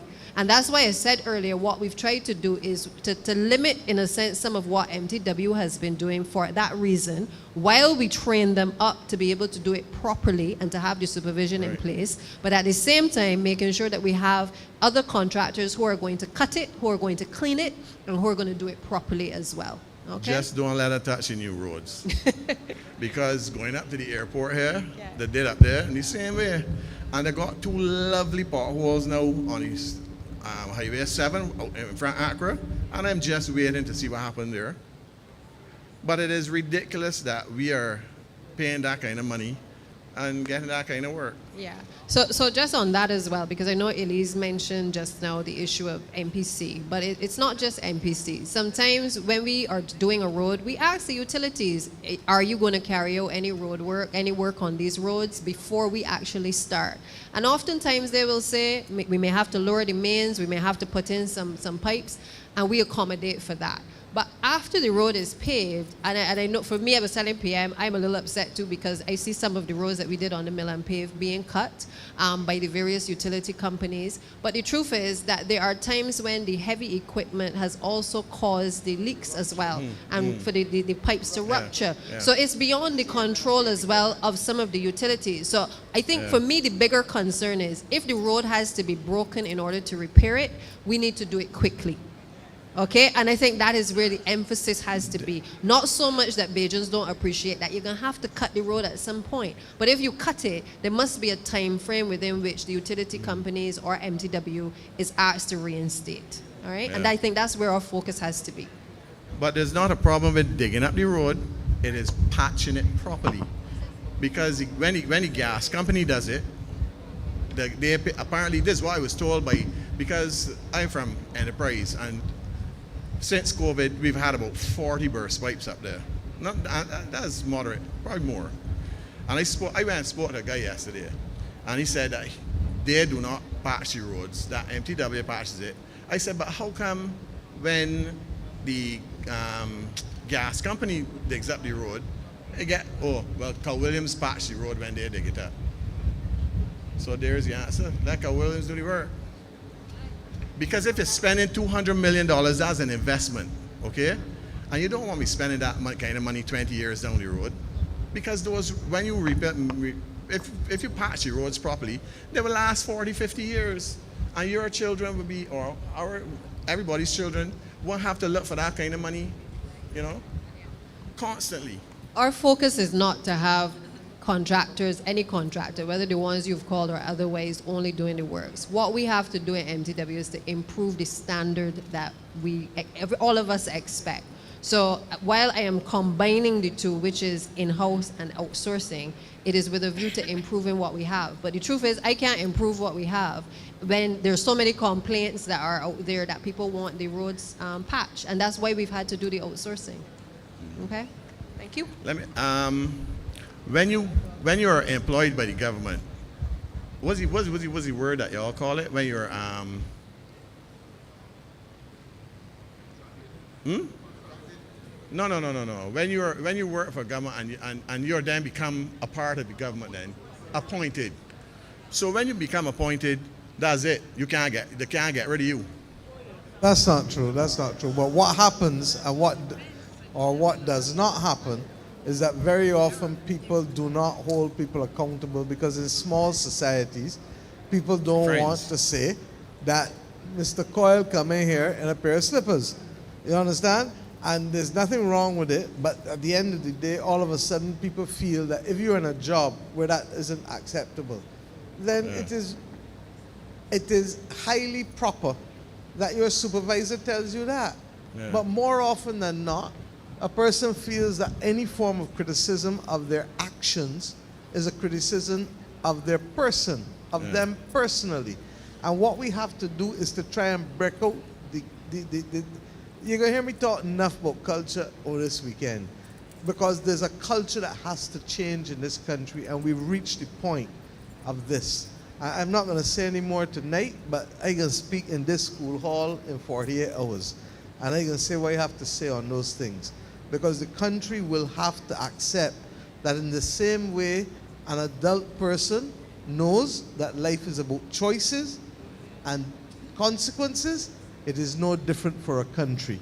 And this country is 58 years old next month. It had more than enough time to learn about choices and consequences. And we're going to have some serious conversations, because there's only so much we can do, and there's only so far we can take it. But a lot of the things that need to be done now in Barbados are not necessarily via legislation or not necessarily via funding or whatever. It has to do with a attitudinal change, a cultural change, a values change. And we're going to have that conversation very fully. Okay? Thank you, sir. I want to thank everybody, as usual, for coming out and sharing. We may not always agree on everything, but what we must always have is the capacity for people to speak and articulate on both sides. Whether it is those who are being governed or those who are governing. And this exercise is one that we will continue. Next month we go into St. Michael, and then next year we want to shift how we do these, because next year is actually the gathering.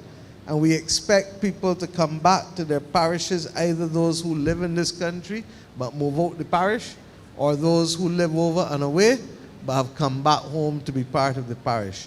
And I would want, therefore, we're going to announce, I'll announce on Saturday what the new focus will be, in order to be able to facilitate the continued expression of democracy and giving people an opportunity to be heard that would not otherwise be heard in the context of the traditional forms of governance that we have inherited. So I would give the members for Christ Church the last word, as is normally the case. I don't know who wants to speak first. Wilfred, you're at the top. You want to go first, then Ryan. But any closing words from any of you? Okay? We come down to you. Yeah, PM, I just want to say, it is good to hear from people in this format. A lot of the issues raised in Christchurch are issues that we have already on the table. We have them on the radar, and we're trying to deal with some of them. This has been a real full house, right? And properly representative of a number of issues in Christchurch. But don't let it stop here. I mean, for those of you who have issues that you did not raise, for those online who were not here, then reach out to your MP and lodge the complaints with the constituency office, or concerns or suggestions or solutions with the constituency offices, and it will receive as much priority as if you had said it here. So don't let this once a year be the be all and end all of it. Feel free to touch base with your MPs. That's what we're there for. Thank you. So basically, I just want to echo the first sentiments. The reality is that these opportunities are for us to hear from you directly. And I have suggested to some persons to be much more vocal with respect to their representations, because at the end of it, what we hear consistently really is the need for us to work with each other and to make sure that those of us who work within the public service, that you too can, in your own way, bring pressure to bear on them, because at the end of the day, they're Barbadians just like us, you're taxpayers. And to the extent that you need to get responses, really, the reality is that there are Barbadians who are responsible every day for delivering these solutions. And whilst we as members of parliament and ministers can give policy direction in relation to what happens, at the end of the day, somebody's family has to get up and go to work tomorrow to be able to solve some of these problems. And I think if we are consistent with respect to how we are engaging and holding people to account, then we would see, subject to, you heard the Prime Minister speak to the fact that things have become a little more affordable, but that took hard work, and the reality now is that we are in a position to do a little more, but it means that the people who are responsible for doing that delivery have to better coordinate the responses in relation to that. And you have our commitment that we will continue to advocate on your behalf and the country's behalf in relation to how the services of the government are discharged. Thank you. Thank you. Not the MP, but candidate, looking for everybody to do right by me. But I just wanted to say I'm very heartened by the constructive engagement that we heard this evening. Citizens identifying very real problems, but also as well putting on the table solutions. Yeah, and I think that speaks very well to how we should be able to continue to engage. But I also heard as well a commitment from the MPs here, and also adding myself as well, to continue to be responsive to the concerns that we have heard. Certainly for those in the constituency that I'm seeking to represent, many of you I would have already spoken to and walked with as well, and I think that continued partnership between us of hearing, listening, and being responsive is what will give us ultimately the best results. Sometimes things are complex. They take a little bit longer than we would like. But again, once the commitment is there to be able to listen to one another and to commit to work with one another, I think then we will get to the best solutions. Thank you very much. Thank you. And I want to thank, obviously, the constituents from the fulcrum of Christchurch West Central. But what is important for me and what has come out in a very limpid way through all the parish speaks, and nothing is different tonight, is that we must have sound partnerships. And when I say partnerships, I mean the community must be able to partner with government if we are to have true sustainable development, if we are to have true success as a country. It means that we must work together. So your ideas that you bring here and our policies must interfuse in a special way. And that is what is most important to me. So I want you to continue to agitate, advocate on your own behalf, on the behalf of your community, because it can only ensure that we have a better Barbados. It is the important step of building forward better. And I know that as a country and as a people, we can do it together. So partnerships are very important for me. Thank you. And all I would add is I'm very proud of my team of Christ Church. I think all of the members have properly and appropriately acquitted themselves. And rest assured, we work every day to make Barbados better. And that is obvious. We don't always get it right, but we try to fix when we get it wrong. And I think our opportunity to come and listen to you when we get it wrong and then endeavor to make it right. And I think that is the main thing that always comes out of these Parish Speaks wherever we go. And we will continue to do that so that we can make Barbados better for all of us. Thank you. Thank you. And there's one outstanding matter I'd like for us to recognize, that one of the longest serving representatives of Christ Church above our head would have passed yesterday afternoon. And I would not know, and we will do it as a party, but I'm not here as a party now, we're doing this as the government and Christ Church people, that I'd like us to stand and have a minute's silence in tribute to Sir Henry Ford. Thank you.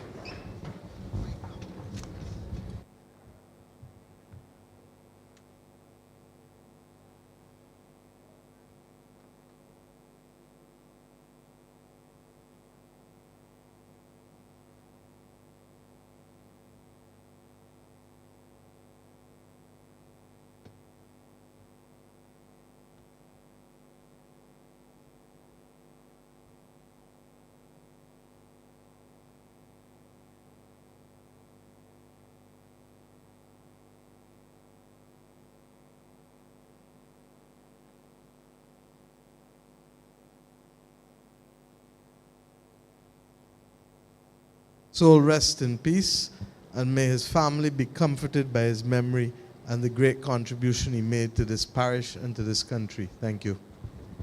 Good night, and everyone get home safely. Thank you.